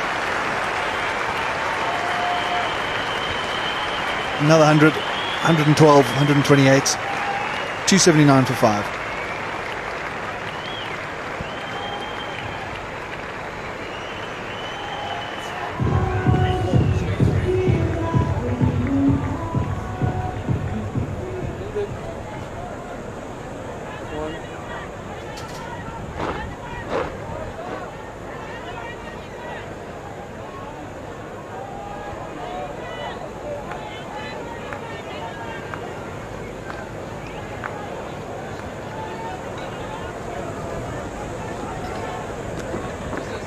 Faf du Plessis, impressive strike rate of 83.5.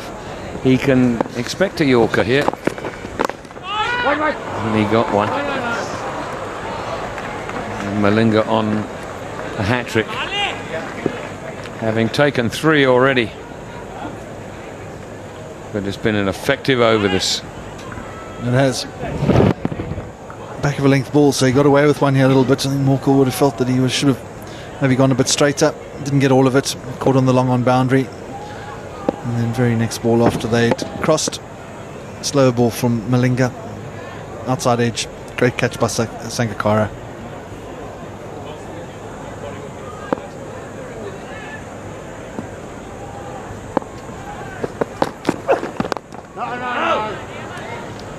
So 6 off the first ball and then 4 dot balls, including 2 wickets. Slowed things up a little bit here for South Africa. Made 300 a bit harder to get to. Yeah, it'll be a challenge. So just look at the spells of Malinga. Been effective all the way through. Faf du Plessis might not have faced him before. Maybe seldom has faced him. So to walk to the wickets. 2 new batsmen there.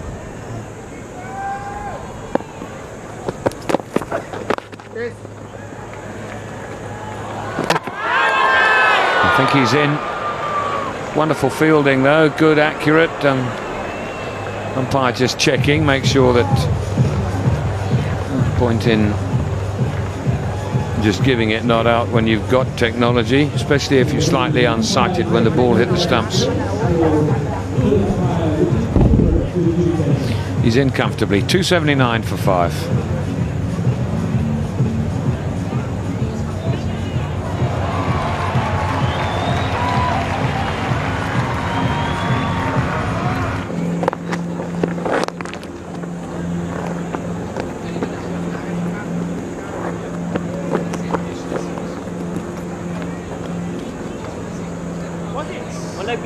One leg towards you. That's one leg. Hey, Malik.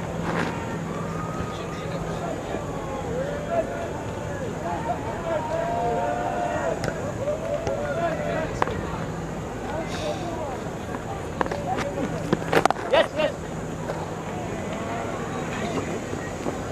Mendes came onto the scene as a bit of a mystery man with his unusual delivery. 18 matches, 48 wickets in 2008. And then the guys worked him out just a little bit, and the wickets haven't been as forthcoming.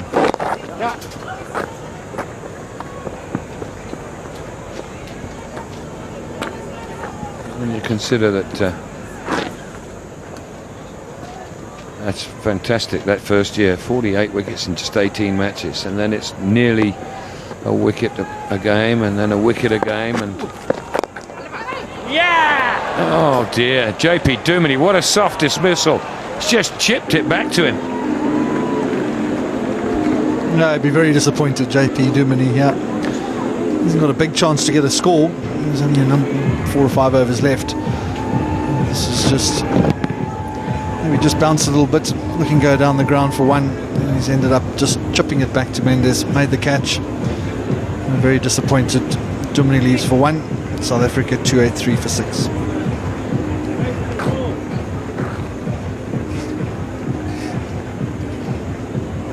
Robin Peterson playing in his 48th match, quite an experienced cricketer now, and more than just a useful batsman. Oh, quite innovative as well. JP Duminy, I think he's just looking to hit this to long on, as it were, for 1. Just as Craig Matthews described earlier, bounced a little bit, hit the leading edge, went straight back to the bowler. 1.5 hours done. So a good over for Sri Lanka. 283 for 6 now.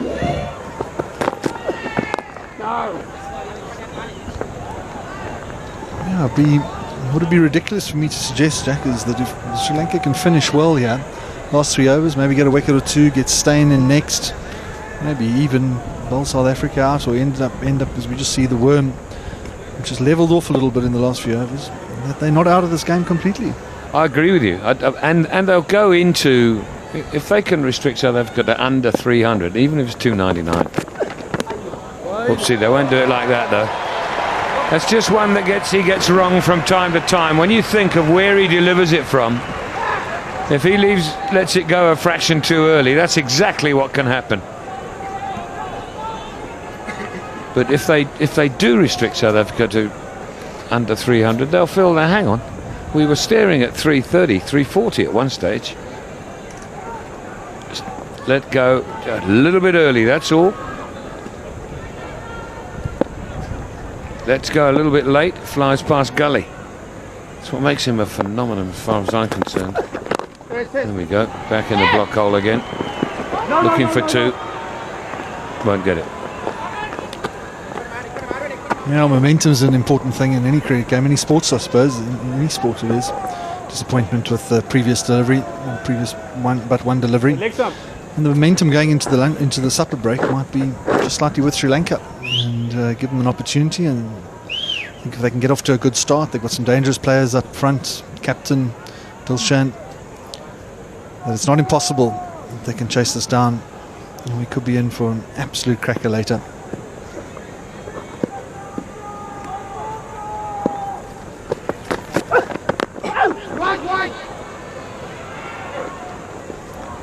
And they've got 2 sort of bowlers who could do it, you know, in Malinga and Mendes. Just looking at the way France, Faf du Plessis and Robin Peterson have played, both of them clearly haven't had a lot of experience facing the 2 bowlers, and find themselves chasing something under 300, which will be a remarkable effort considering where they were.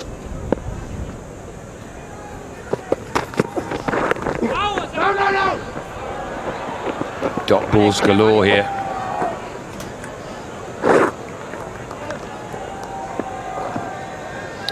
Pitch is looking to play pretty well. I think it's the sort of pitch you have to get in on first before you really pick up the proper pace of it. And there's nothing in it that's necessarily going to get you out. Last 7 overs, 4 wickets have fallen for 45. So the run rate's been there, but the wickets have tumbled. There it is, yeah, they've all gone up for a huge. Sangakkara is a lot more excited, I think, than Malinga. Sangakkara and the captain Dilshan were convinced that he'd nicked it. Billy Doctorow was unmoved.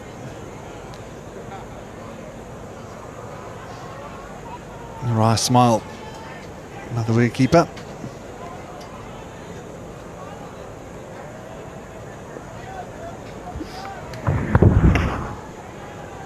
I think he's late on it, if anything.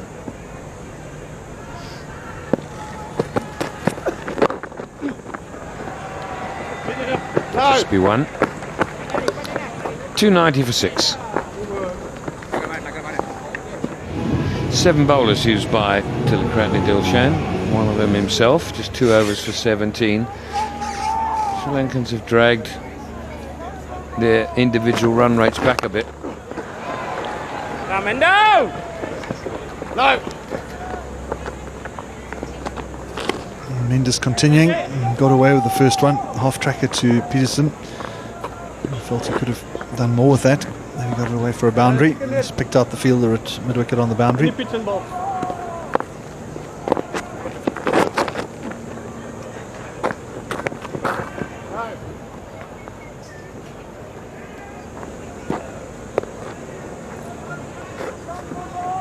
Terug van de lente. Huh? Terug van de lente. Ja, ik zie het zo, ja.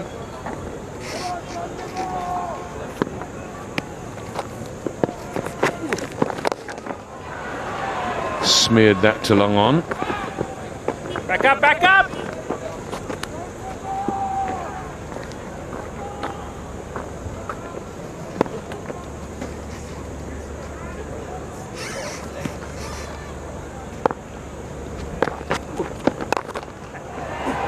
It's good footwork.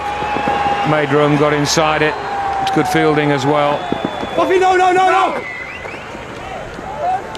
Only 2, but nicely played by Duplessis. Yeah, it was nicely played, but a beautiful piece of fielding out on the covered boundary. Got inside it, wasn't quite to the pitch, still went through with it. Good piece of fielding out there on the boundary. And done by a wicketkeeper. Good effort.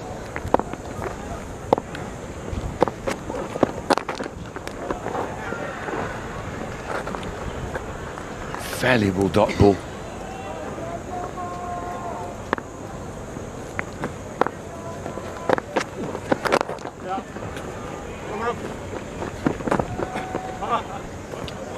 .296 for 6. South Africa lost 2 wickets in 2 power plays, the first and the third, and then 4 wickets in the last 9 overs. 8 overs to be precise. In fact, 7. The 8th is about to be bowled from when that wicket fell.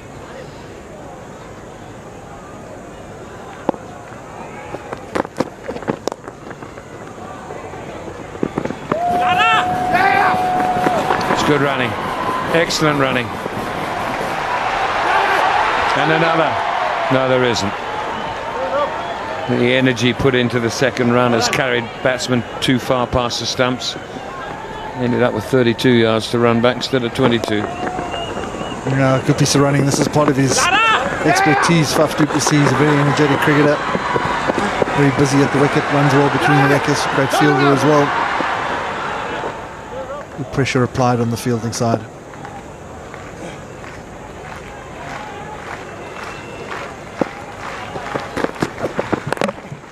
Dragged it on. Goes down as bowled. Spraying the cut shot. Malinga gets yet another wicket. 4th wicket in the innings for Malinga. Short ball outside off stump. And Faf du Plessis just trying to run it down to third man. Got through on the shot a bit too early. Dragged it onto his off stump. And he's on his way for 10. South Africa 298 for 7.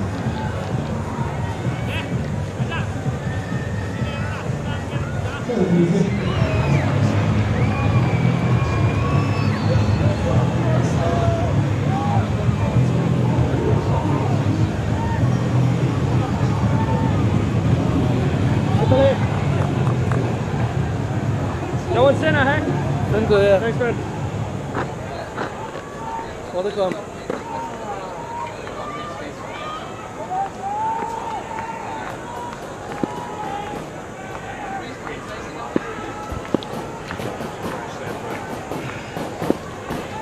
Dale Steyn.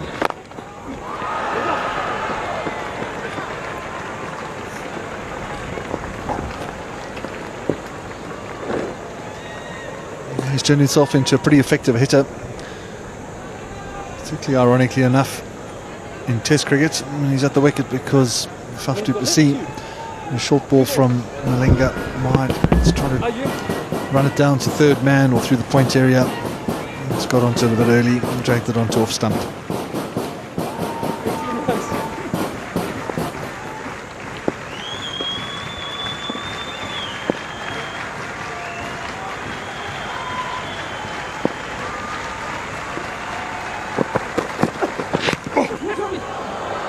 Peterson looking to make the most of the short fine leg, but he gets the run that takes South Africa to 300, which will take some getting, but Sri Lanka will feel very happy about the way that they've finished this last 10 overs. They'll walk into the dressing room and won't have much time to have something to eat, but they'll feel that they've given themselves a decent chance here.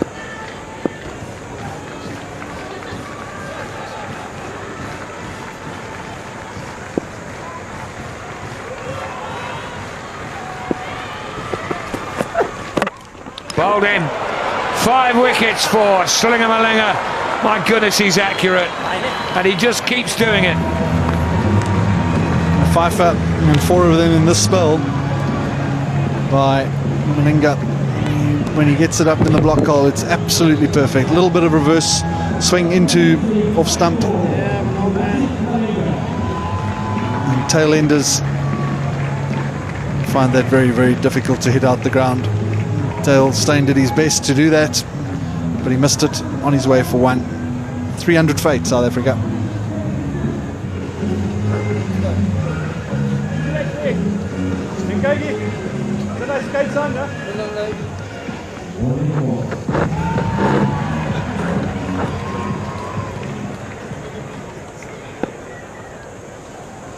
Morné Morkel at the crease, just to face 1 ball. It's not the most exciting time to come in. Straight in the block hole again. He gets off the mark.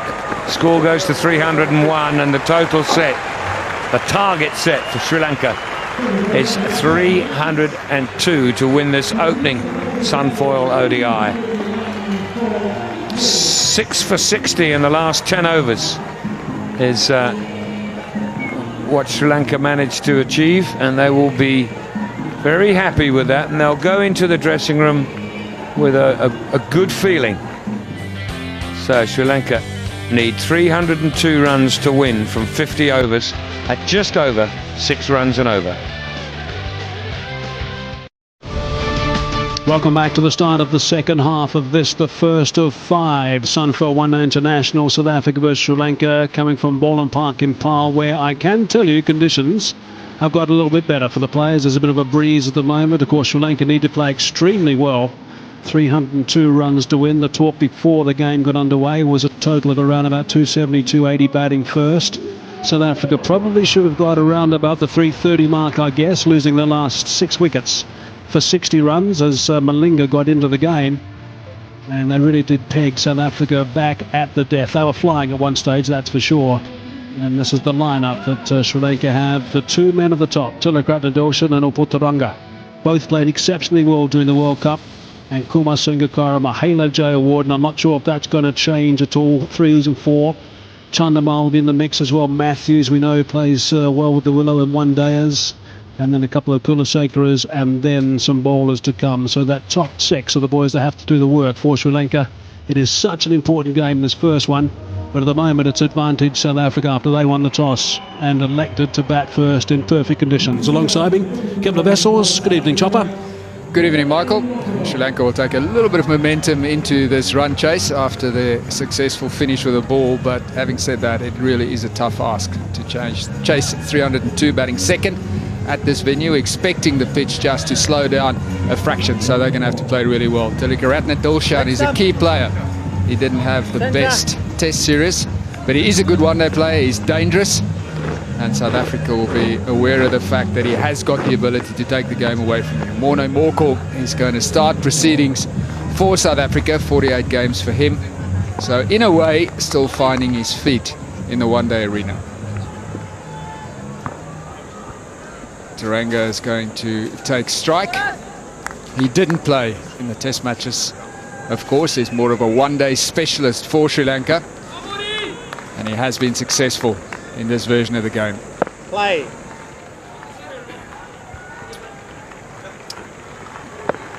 Morkel to start proceedings. Now, just to emphasise how dangerous these two men for Sri Lanka are in the World Cup. Between them, they scored 800 runs in partnerships in total at an average of 100. Morné Morkel bowling to a 7-2 offside field, so that's by no means an easy task. It means he's just got the two fielders on the leg side, so he's going to be attacking the off stump and just outside and trying to move the ball across the left-hander.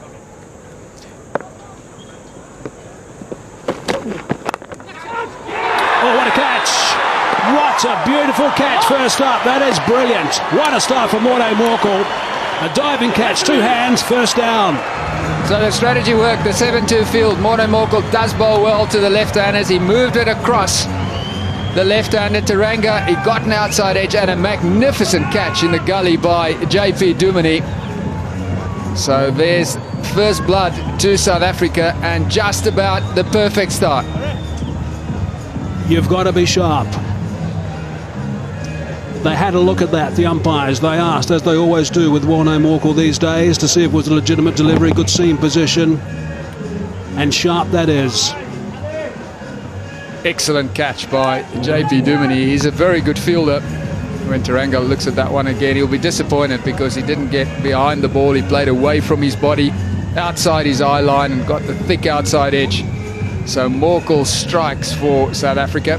Just wondering if they're not having a look at the catch as well. I can confirm they are, Kepler. They want to make sure that the fingers are underneath this. It's always a little bit tricky, but that's out. That's good as far as I'm concerned. You can clearly see the fingers in that one replay. Underneath the ball, and the elation from JP and also the rest of the boys in green and gold. Agree. Nothing wrong with that dismissal. Front foot was behind the line. The catch was fairly taken. So South Africa strike. Teranga, he's gone for naught, and the perfect start for the Proteas. So here's experience. 307 matches to Kumar Sangakkara. Average of close to 40. Not far away from 10,000 one international runs. 1100s to best of 138 against India. He's been in form in the Test series.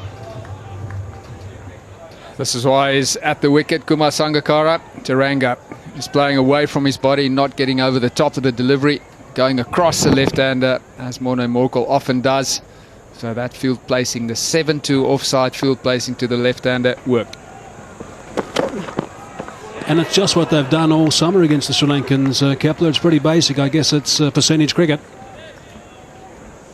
You've got to be pretty good as a bowler to bowl successfully to that sort of field, but we all know that the South African pace attack, they've got the skill required to do exactly that. Morné Morkel enjoys bowling to left-handers. He always says he backs himself and fancies himself against left-handers. And you can understand why, because he gets the ball to go across the left-hander, both a little bit through the air and then off the seam. It's a nice shot, nice and solid. Just pushing that from Sangakkara, and he's going to get off the mark with a crisp boundary. Excellent stroke. Slightly over-pitched by Morné Morkel. This is still a good batting surface, but this was just a good cricket shot. Kumar Sangakkara played it nice and late. He played it underneath the eyes. Didn't force it at all. It was just pure timing and good weight transfer. There's no doubt these batsmen will like this surface. They would have seen what South Africa did. They would have seen the shots they played and know that the ball is coming onto the bat okay. That's not a quick deck.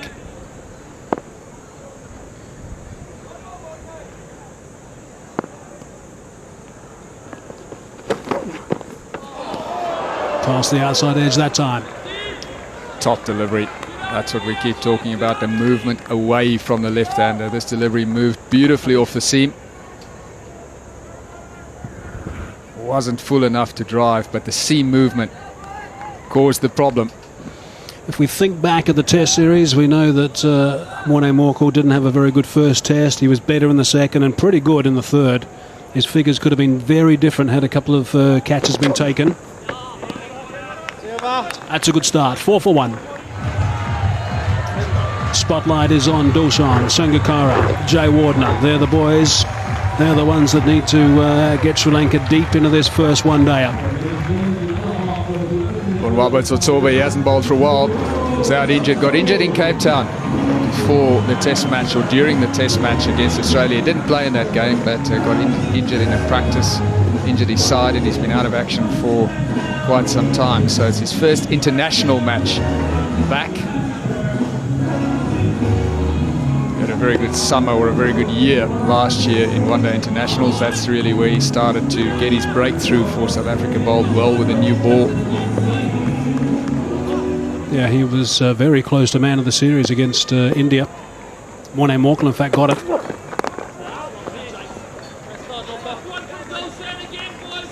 He was pretty good in Dubai as well and in Abu Dhabi against Pakistan. So it really kicked off for him for Bonwaba Tsotsobe. Pity that he got injured. He was very disappointed that he lost his test spot, or that he lost out to Vernon Philander in the test series. But suddenly South Africa have some excellent fast bowling resources. So there's a lot of competition for places in the side. Just been joined by Makai Ntini as our third commentator. Just going to quiz him a little bit after this delivery. What a ball. That's come back nicely. There's a nick as well. Up goes the finger. So Bonwaba Tsotsobe strikes straight away. What a terrific start for South Africa. Good delivery by Bonwaba Tsotsobe, and it's a big wicket. It's Dilshan. He's gone again outside off stump, playing a loose stroke, but Tsotsobe bringing it back into the right-handed Dilshan. He likes to play square of the wicket. He likes room outside off stump, but that one cramped him. Came in off the inside edge, and a good catch by A.B. de Villiers. On the money, first up, both the opening bowlers for South Africa. Dilshan goes for naught. Another one departing early, 4 for 2.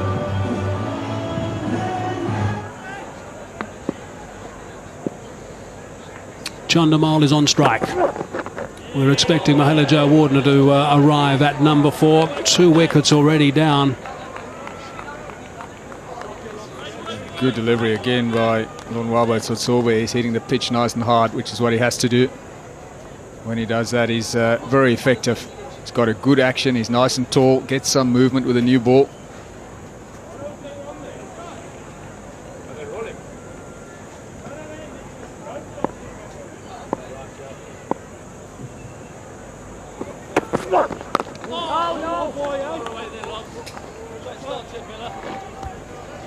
A.B. de Villiers will be delighted. His captaincy career started off in excellent fashion. First of all, South Africa batting really well, and then 2 early strikes through excellent bowling and a good catch by him as well. Hotspot showing us that just came off that inside edge as it went through to AB. Good decision by umpire Billy Doctrove.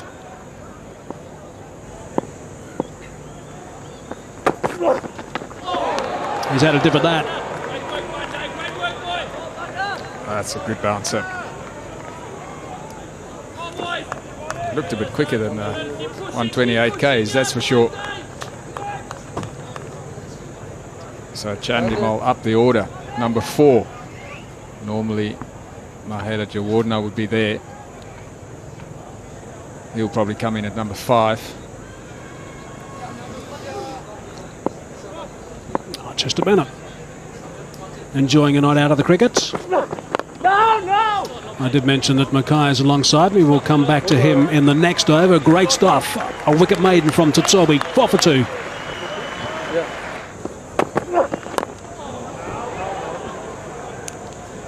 Tsotsobe causing all sorts of problems at the moment. He provides very good variation to this South African pace attack with his left arm seamers. And just to look at the seam movement, that one cut back sharply. And you get the one that goes across the right-hander. So that makes it tough for the right-handed batsman to know which deliveries to play at and which deliveries to let go. And that separates the good left-arm bowlers, that's for sure. Those who can bring it back to right-armers. Right-handers, I should say. Now that's got another inside edge. Scooting away to the boundary for a fortunate boundary.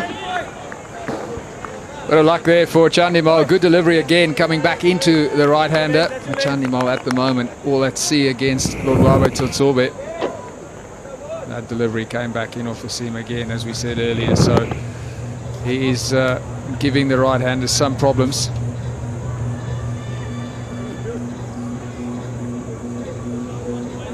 excited captain behind the stumps as well. So AB de Villiers, as we said, things have started brilliantly for him. He'll bring a different type of energy to this side. Important for him to stamp his personality and authority on this one-day team as quickly as possible. Bowled in. Beautiful stuff from Tutsobe. That's another one that swung back in towards the right-hander. Outstanding stuff from South Africa. Brilliant bowling on Wabe Tutsobe. Sri Lanka now in disarray at 8 for 3. South Africa have started quite brilliantly. Let's have another look at this one. It's a loose stroke, it has to be said. It wasn't full enough to drive. It came back, but off the inside edge. So the experiment of moving Chandimal up the order certainly hasn't worked. No wonder he's beaming. Tutsobe. Chandimal goes for 4, 8 for 3 now.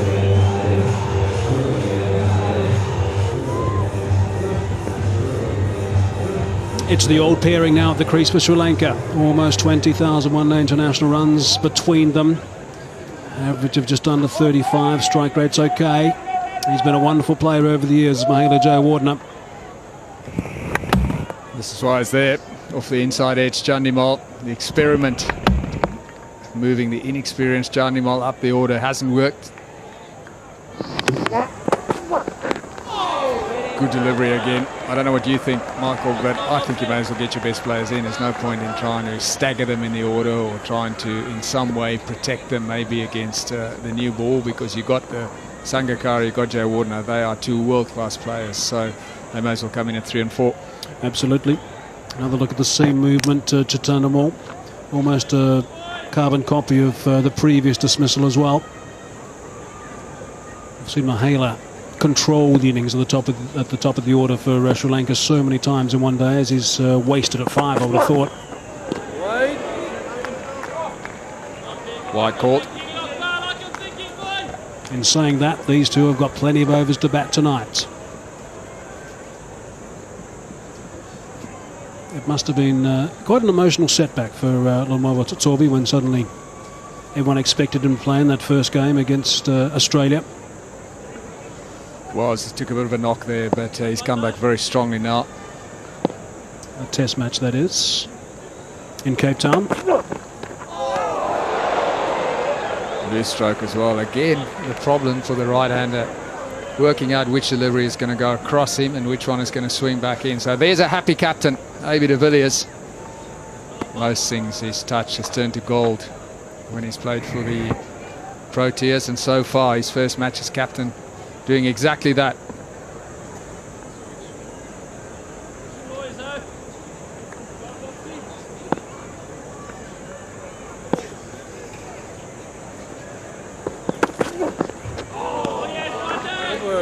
Good stuff again from Tutsobe. 4 overs gone, 9 for 3. Could not have been a better start. 3 down. Big wickets too at the top. Taranga and Dawson, the guys who did so well in the World Cup. Nice round of applause for Lonwabo as he goes down to fine leg. Very good carry for Morne Morkel on what basically is a pretty flat surface. AB de Villiers leading from the front first with a bat and now from behind the stumps. The good thing about captaining from that position is that you get a good view of exactly what's happening.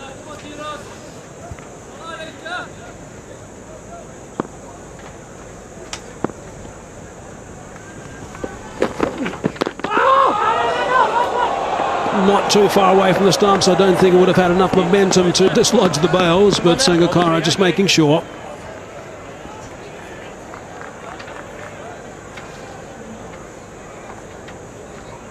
Good delivery again. That one off the inside edge and onto the pad. Good awareness from Sangakkara. Only just in time, but as Mike Hazeman said, probably wouldn't have knocked the bowls off.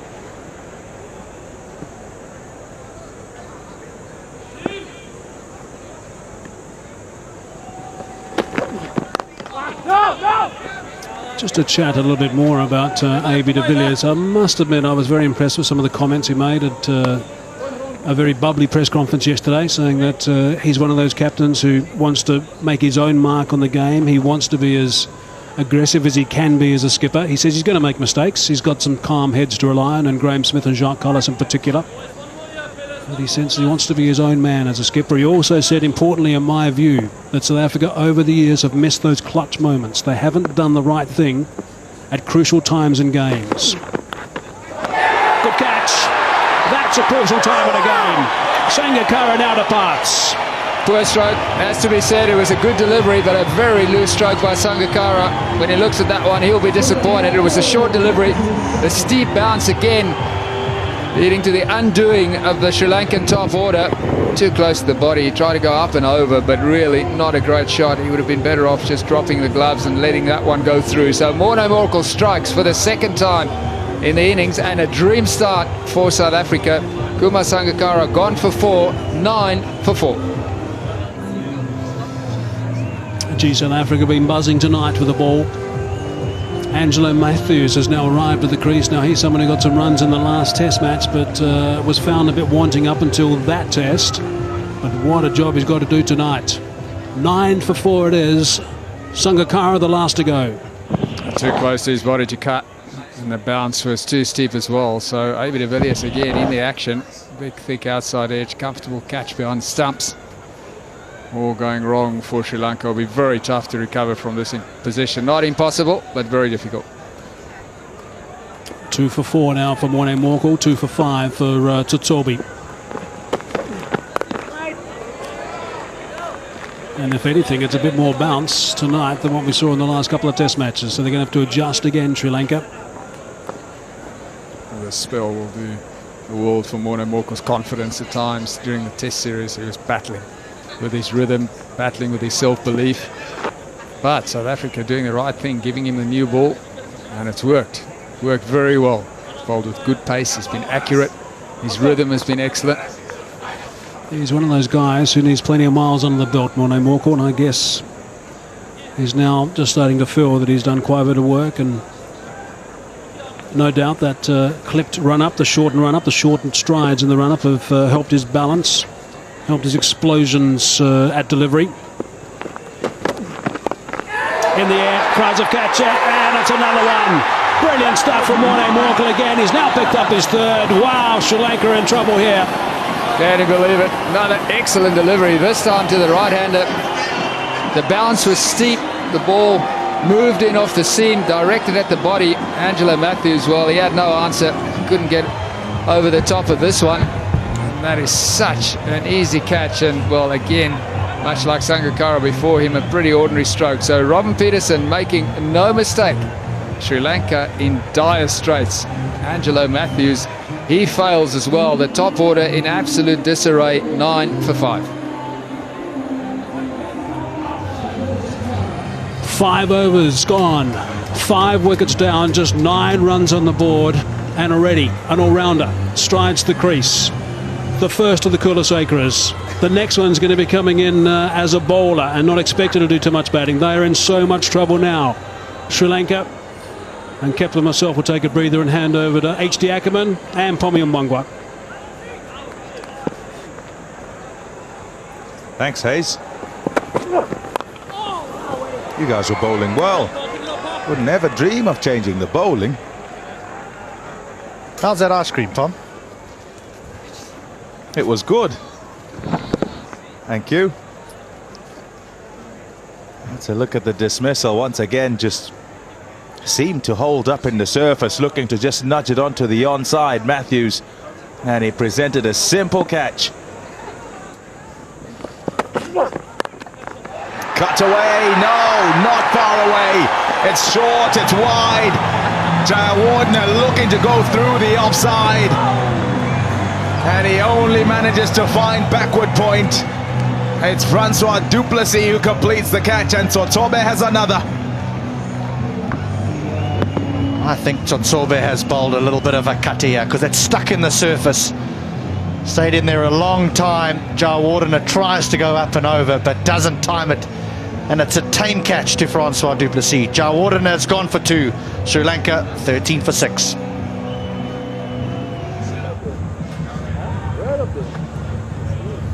"13 for 6 are Sri Lanka, and it's Nuwan Kulasekara who walks out to the middle.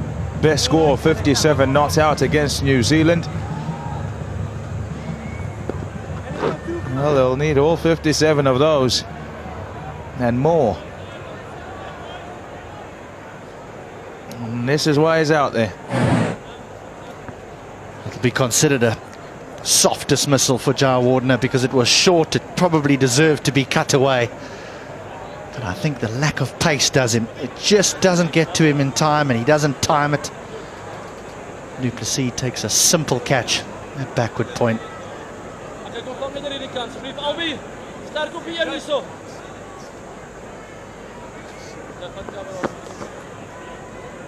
Dream comeback to proceedings for Lono Botsotsobe.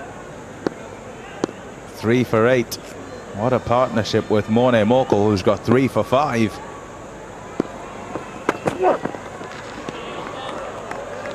"13 for 6.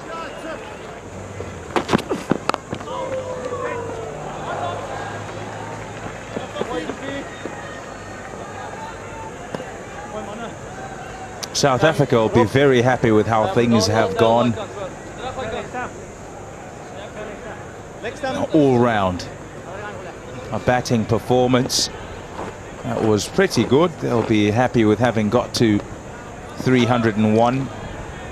Yes, there may be the talk of should have got to 320 or so, but it can happen that you set a platform and in trying to get to 320 you get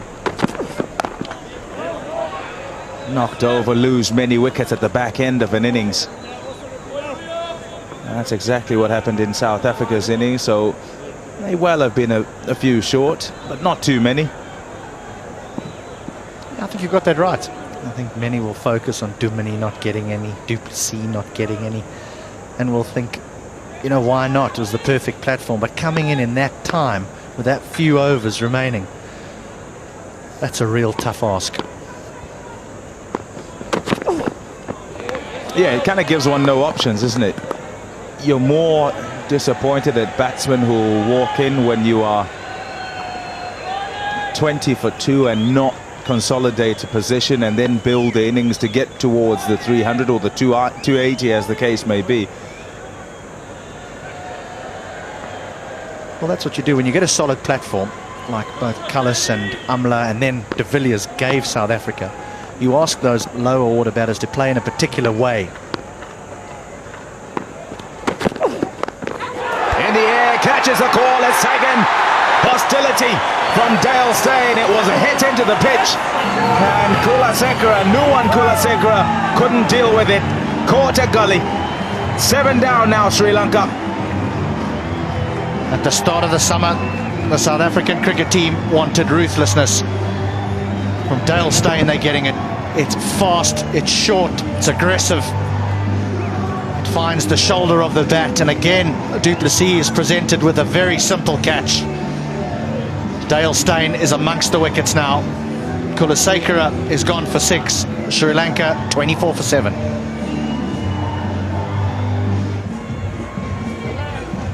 Sri Lanka 24 for 7. Lasith Malinga walks out to the middle. Got 5 for today.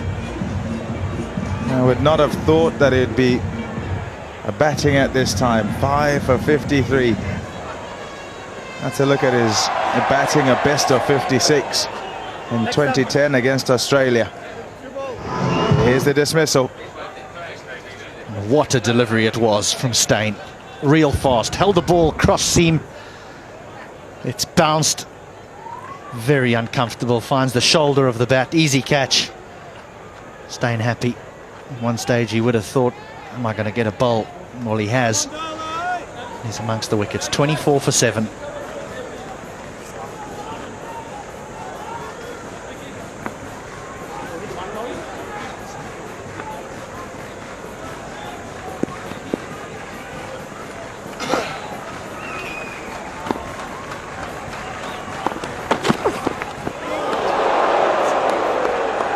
Quick to start.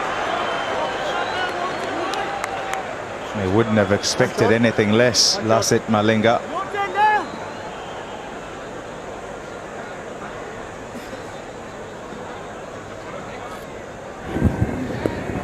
this has gone over his shoulder. It's pretty high, but it's the direction. It might be over leg stump. That's got to be close to being a wide, that. It should have been a wide.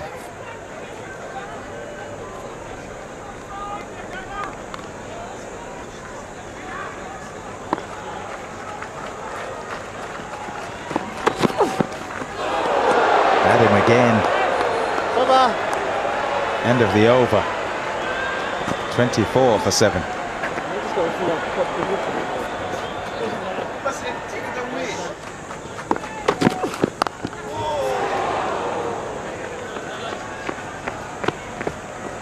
You feel for the likes of Lasith Malinga.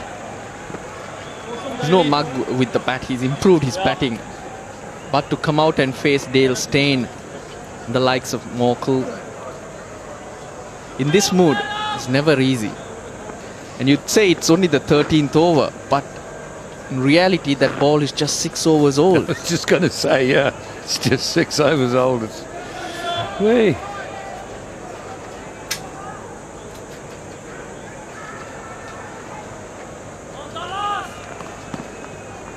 Slip in a gully still.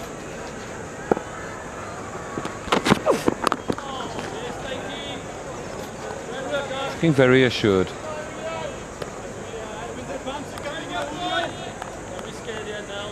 It's all about getting his confidence up. Not throw it away because the wickets are falling at the other end. If he can hang around and get a score behind his name, it'll do him all the world. I mean, it'll do a world of good to him. He seems to be in a good zone. He's not tried any shots that were not on, but looked to get behind the ball and play through the line.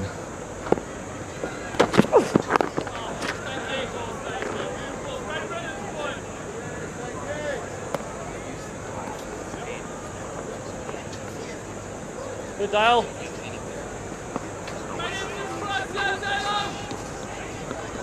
Well, I expected Dale Steyn to take the new ball and open the bowling. But when you think of how Morne Morkel goes about his business, he's very good at angling that ball across the left-handers. Wondering if that was the reason why he was used up front. Upul Taranga always will take strike, and then you have Kumar Sangakkara. The moment the two left-handers are out, he's been taken out of the attack. So I'm just wondering whether it was such a plan.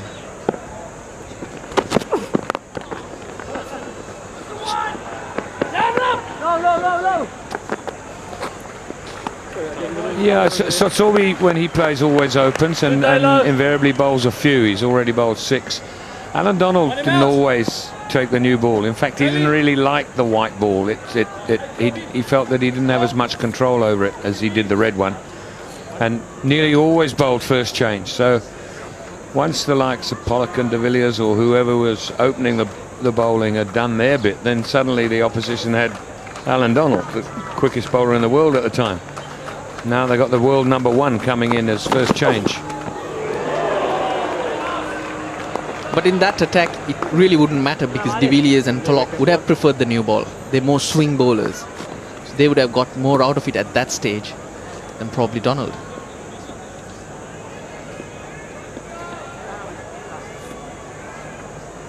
It's a nice attack to have to work with. AB de Villiers has options to virtually bowl him in whatever order he feels like.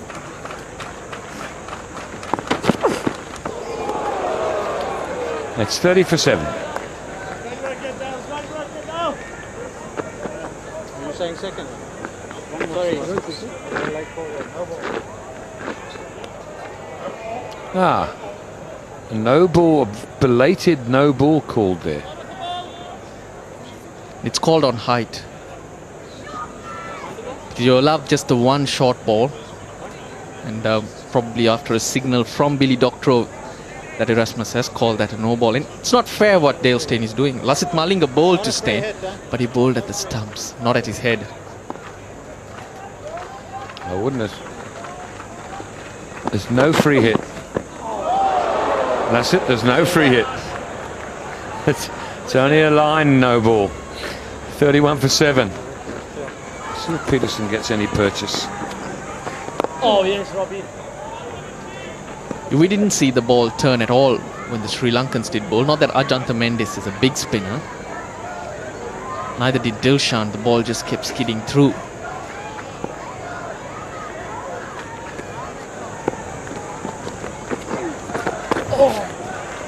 Bit like that.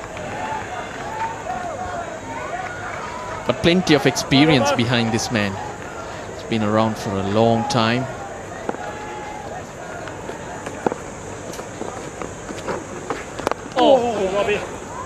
Also remember a time where he used to come up the order when South Africa were batting, used as a pinch hitter.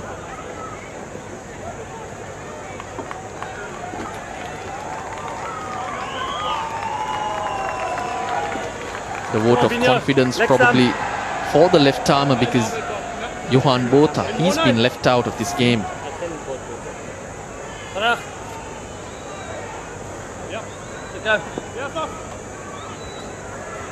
Let's go, Robbo. Come on, P.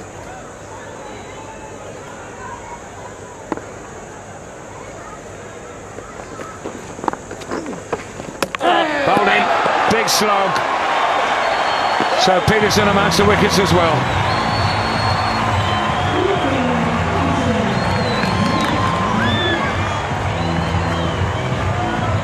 Well, Steyn was struggling to get Lasith Malinga out, but Peterson does it first ball. His eyes lighting up, seeing the spinner. The ball going in the angle into the right hand and straightening down the line. Malinga not really sure what he was doing. Just one run to him, 33 for 8.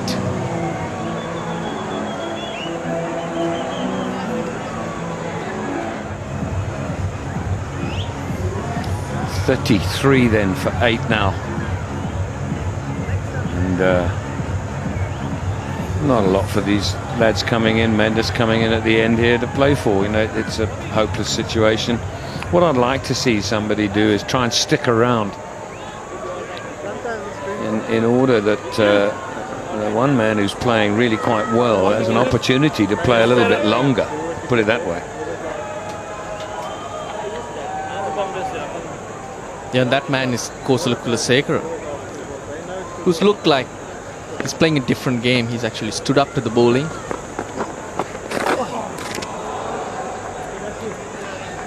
And defended strongly. This is Lasith Malinga. A big heave across the line. You can imagine what he was thinking after having Steyn bowling. The ball going past his head quite a few times. Here was an opportunity. It's 33 for 8. Big appeal and out. Now, I would have thought he's got to go upstairs. He's got to review if he wants it. I mean, he just as well. No, he's done it. That surprised him. Cut back into him, but I got the impression that hit him slightly on the high side. He had no hesitation signalling to umpire Billy Doctorow that he wanted to go upstairs. No problem at all with that foot.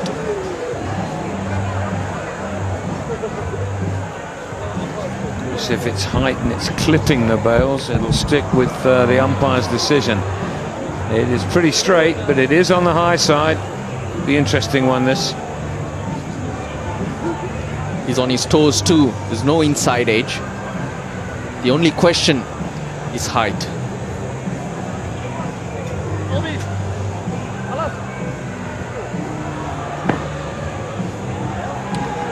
Missing. Mr. Doctorow will have to change this one. Not by a little, by a lot. Just the one review per team in this ODI series. And it works for Sri Lanka at that time.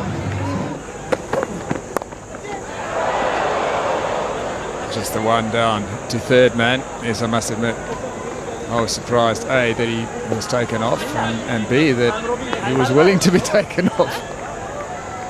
Yeah, some question marks about his temperament in that regard, that he's not hard enough and what have you. And I would have imagined most fast bowlers would have said to the captain, forget it. I know it's your first game in charge, but you ain't getting this ball out of my hand. He had a big chance for a fifer. He's still got a big chance for a fifer. He does, and they're good mates, those two, Obi de Villiers and Morne Morkel.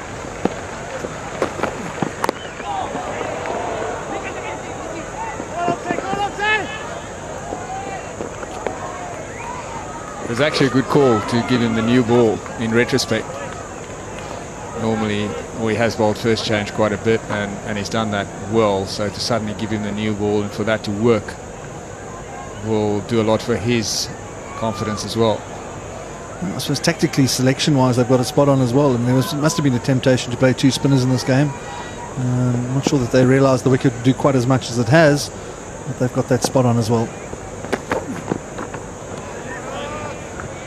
Carried through to the keeper. Yes, I must admit I thought that Johan Botha would be inside. I'm slightly surprised that he's not, but maybe it's a case of rotating the spinners, or maybe South Africa feel that they've got JP Dumini as a part-time off spinner, so they need a left-arm spinner to turn the ball away from the right-hander.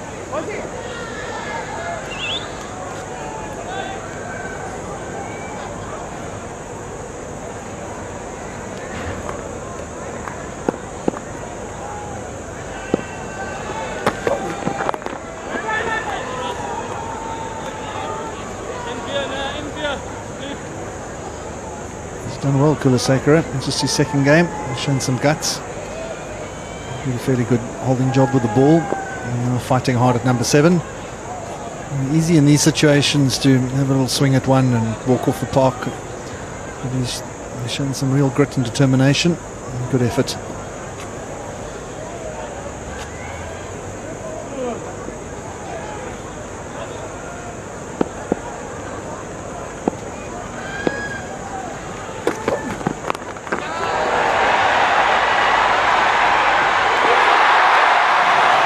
There it is, wicket number 4 for Morne Morkel. A good, comfortable catch for Robin Peterson.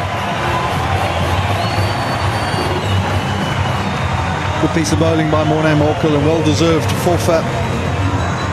In one-day international cricket, it's always an achievement. And he looks very happy.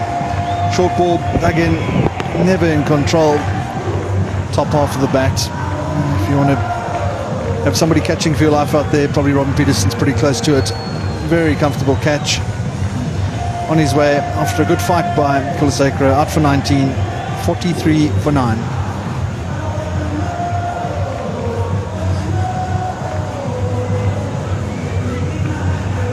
Lara Fernando makes his way to the wicket. The last thing he would have thought today was that he'd be starting to the wicket with his team at 43 for 9. He had his problems with the ball as well earlier on. Didn't have his best day. Didn't bowl too badly in the 2 test matches that he played, but then he was out through the injury, and that's why he's there. As tough as number 7. Good catch by Robin Peterson to hook a bowler of Morkel's pace and class. Never quite in control. Robin Peterson probably a little less comfortable than I thought, but completed the catch.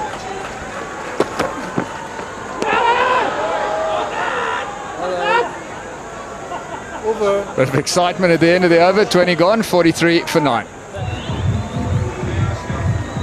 Well, it's a sorry tale if you're a Sri Lankan supporter. The top order blown away by some excellent pace bowling from South Africa. South Africa won the toss earlier. They got to 301. They batted pretty well as well. And their bowling and fielding was absolutely brilliant. Morkel and Tsotsobe doing the early damage.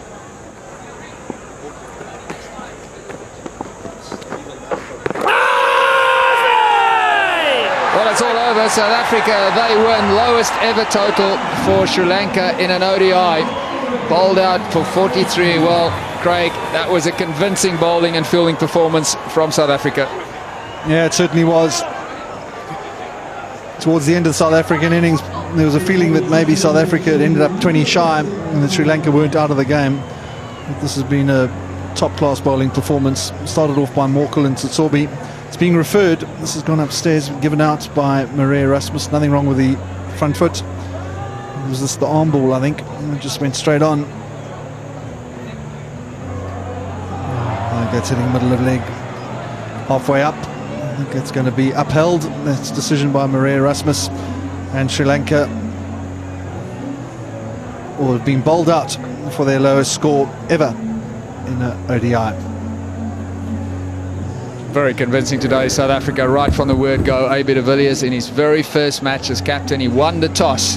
His batsman backed his decision. He played well himself. Hashim Amla was quite brilliant, so was Jacques Kallis.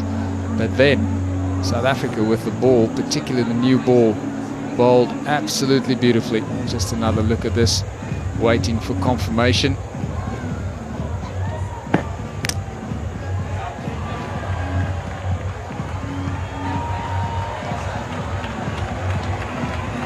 So it's all good. South Africa, they complete a wonderful victory. An excellent start to this ODI series for A.B. de Villiers and his team. And South Africa will take a lot of confidence from this game. Yeah, they certainly will. Very, very convincing victory. Handshakes all round. A.B. de Villiers will be very happy with his performance. Just the last wicket, Fernando just pushing forward, ball skidded straight on below the roll and straight onto hit leg stump. Very happy team. Great performance tonight. Certainly made this wicket that looked so flat early on talk as soon as the lights came on. Very good energy from South Africa right from the word go. A.B. de Villiers has got an infectious personality, so he will influence the energy levels of the side. Also a different style and type of leadership. His team followed him well. They all played well. And this man, Tilakaratne Dilshan, well, he knows that the Sri Lankan touring team, they're in a lot of trouble, under a lot of pressure back home for their performances during the Test series.